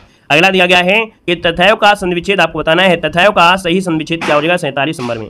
आप कहेगा सर 47 नंबर की अगर बात कर लेते हैं तो यहाँ पर देखा जाए जो ऑप्शन आ रहा है, यहाँ पर तथा धन एव है ना, यहाँ पर तथा धन एव जो कि ऑप्शन देखा जाए पहला वाला ऑप्शन राइट हो जाएगा, ठीक है ना। यहाँ पर अगले क्वेश्चन कराते हैं कि जूही की कली कविता के प्रथम कवि मतलब कवि कौन है। जूही की कली कविता के कवि इनमें से कौन है 48 नंबर में। तो दोस्तों इनका नाम है निराला, क्या है निराला, जो कि ऑप्शन में आपका नंबर है। अगला दिया गया है आविर्भाव का विलोम क्या होता है। आविर्भाव का विलोम क्या हो जाएगा, यहाँ पर 49 नंबर में। भैया 49 नंबर की अगर बात कर लेते हैं तो दोस्तों यहाँ पर देखिए आविर्भाव तिरोभाव, आविर्भाव तिरोभाव, ये बिल्कुल रटा होगा आप सभी को, ठीक है ना। यहाँ पर अगला दिया गया है कि निम्न प्रश्न में से आपको मुहावरे बताना और सुमेलित भी करना है। कह रहा है कान लगाना मतलब क्या होता है। कान लगाना मतलब होता है ध्यान देना। चुगली हो रही हो तो देखो कितने लोगों से बड़े प्यार से कान लगा के सुनेंगे। कान लगाना मतलब क्या होता है, तो आप कहेंगे सर जी कान लगाना मतलब होता है ध्यान देना। यहाँ पर देखिए थर्ड हो गया ना। कान खड़े होना मतलब होता है चौकन्ना होना, क्या चौकन्ना होना, यहाँ पर 1 हो जाएगा। आंख लगाना मतलब क्या होता है निगाह रखना, क्या निगाह रखना, इसका 4 हो जाएगा। और आंखें खुलना मतलब क्या होता है सजग होना, क्या होता है सजग होना, तो यहाँ पर 2 हो जाएगा। तो बस ऐसे मिलाना आपको करना था, ठीक है। आगे बढ़िए, क्वेश्चन दिया गया है, यहाँ पर क्वेश्चन आपके सामने आ गया है। कह रहा है उत्तर प्रदेश के पहले फार्मा पार्क की स्थापना किस जिले में की जाएगी। यहाँ पर जवाब देना है, आपका जो आंसर बनेगा इनमें से राइट क्या हो सकता है कि उत्तर प्रदेश का पहला फार्मा पार्क जो आपका है ये आपके किस जिले में किया जाएगा। दोस्तों आपका जो आंसर है इनमें से क्या हो जाएगा 61 नंबर में। तो भैया ये आपके ललितपुर में की जाएगी। कहां पर है, आपके ललितपुर में किया जाएगा, याद रखिएगा। अगले क्वेश्चन को बढ़ते हैं। क्वेश्चन आपसे दिया गया है, कह रहा है उत्तर प्रदेश में पहले महिला महाविद्यालय की स्थापना कहां पर की जाएगी। उत्तर प्रदेश के पहले महिला विश्वविद्यालय की स्थापना कहां पर की जाएगी 62 नंबर में। तो भैया ये की जाएगी आपके गोरखपुर में, ऑप्शन सी बनेगा गोरखपुर हो जाएगा। अगले क्वेश्चन कराते हैं। क्वेश्चन दिया गया है कि अगस्त 2023 में प्रधानमंत्री नरेंद्र मोदी ने 508 रेलवे स्टेशन के पुनर्विकास की आधारशिला रखी है। उत्तर प्रदेश में कितने रेलवे स्टेशन अमृत स्टेशन के रूप में विकसित किया जाएंगे, ऐसा क्वेश्चन में पढ़ाया भी है। यहाँ पर दोस्तों आपका आंसर क्या हो जाएगा 55, कितने हो जाएंगे याद रखिएगा 55 रेलवे स्टेशन इसका आंसर है, राइट हो जाएगा, याद रखिएगा, क्लियर है। और इसके बाद आगे बढ़िए, क्वेश्चन दिया गया है कि जुलाई 2023 में किसे उत्तर प्रदेश में गौवंश संवर्धन और डेयरी विकास का ब्रांड एम्बेसडर बनाया गया है। दोस्तों ये ब्रांड एम्बेसडर बनाया गया राहुल चौधरी को बनाया गया है, ठीक है। राहुल चौधरी को गौवंश संवर्धन डेयरी विकास का ब्रांड एम्बेसडर बनाया गया है, ऑप्शन सी बनेगा। अगला विश्व का सबसे बड़ा रामायण मंदिर कहां पर बनाया जा रहा है। ये विश्व का सबसे बड़ा रामायण मंदिर है और बनाया कहां जा रहा है, तो भैया आपका आंसर क्या हो जाएगा बताइएगा। ये पूर्वी चंपारण में है, कहां पर, पूर्वी चंपारण, ऑप्शन बनेगा। अगला है विभाजन विभीषिका स्मृति दिवस कब मनाया जाता है। विभाजन विभीषिका स्मृति दिवस कब मनाते हैं 66 नंबर में। दोस्तों ऑप्शन यहाँ पर हो जाएगा सी नंबर 14 अगस्त को मनाते हैं। कब मनाते हैं, तो 14 अगस्त को मनाया जाता है। दोस्तों याद रखिए 14 अगस्त हो जाएगा, ठीक है ना। और दोस्तों आगे बढ़िए, क्वेश्चन आपसे पूछा गया है कि अप्रैल 2023 में प्रधानमंत्री ने कहा नमो पथ देवका सीफ्रंट राष्ट्र को समर्पित किया है। यहाँ पर दोस्तों इसका नाम जो आपका है 67 नंबर में, वो ऑप्शन बी हो जाएगा, याद रखिएगा दमन में। कहां पर है, दमन में नमो पथ देवका सी फ्रंट राष्ट्र को समर्पित किया है, दोस्तों याद रखिएगा। अगला दिया गया है भारत की पहली अंडर वाटर सी टनल का निर्माण किस शहर में किया जा रहा है। दोस्तों आपका एमपी क्वेश्चन है और ये किया जा रहा है आपके मुंबई में। कहां पर, आपके मुंबई में किया जा रहा है, दोस्तों याद रखिए मुंबई में किया जा रहा है। और आगे बढ़ते हैं, क्वेश्चन दिया गया है कि मई 2023 में मुख्यमंत्री को 13वें भारत रत्न डॉक्टर अम्बेडकर अवार्ड 2023 से सम्मानित किया गया है। दोस्तों यहाँ पर देख सकते हैं आपका जो आंसर बनेगा योगी आदित्यनाथ, ठीक है ना, योगी आदित्यनाथ को दिया गया है भारत रत्न। और अगला क्वेश्चन दिया गया है कि जुलाई 2023 में किसे वर्ष का सर्वश्रेष्ठ एशियाई अंडर 20 पुरुष एथलीट चुना गया है। दोस्तों ये चुना गया है, आपका आंसर हो जाएगा सेल्वा प्रभु सेल्वा प्रभु थिरुमन, ये आपके हैं, इनको चुना गया है। ठीक है, तो इसका जो आंसर बनेगा वो आपका डी नंबर है, राइट हो जाएगा। और ये भैया नामित होने वाले पहले भारतीय खिलाड़ी भी आपके बन गए हैं, जो ये इनको आपका चुना गया है। तो ऑप्शन बनेगा क्या, डी नंबर इसका राइट है ना। पहली बार जुड़े हैं तो चैनल को सब्सक्राइब भी कर लीजिएगा, एक बार सभी लोग वीडियो को भी लाइक शेयर कर दीजिएगा। ठीक है, जितने लोग भी यहाँ पर हैं एक बार सभी लोग वीडियो को लाइक जरूर कर दीजिएगा, है ना। और इसी प्रकार से बेहतर तैयारी करते रहिएगा। धन्यवाद, जय हिंद।